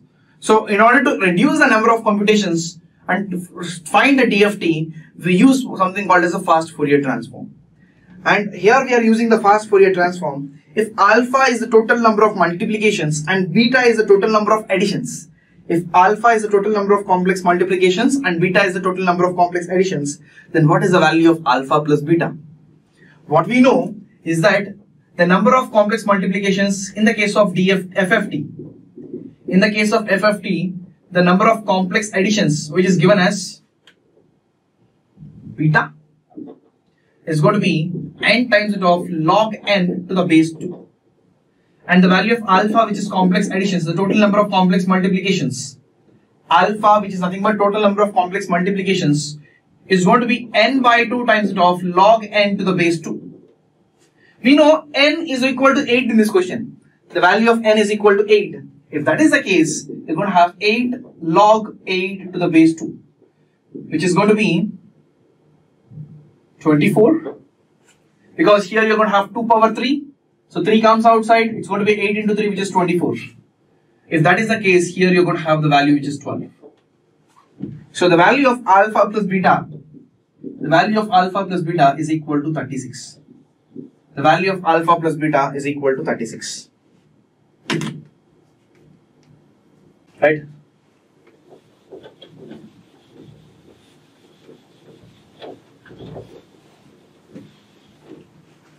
So students, I will end this particular topic with a very simple suggestion about how to look to score in the GATE examination.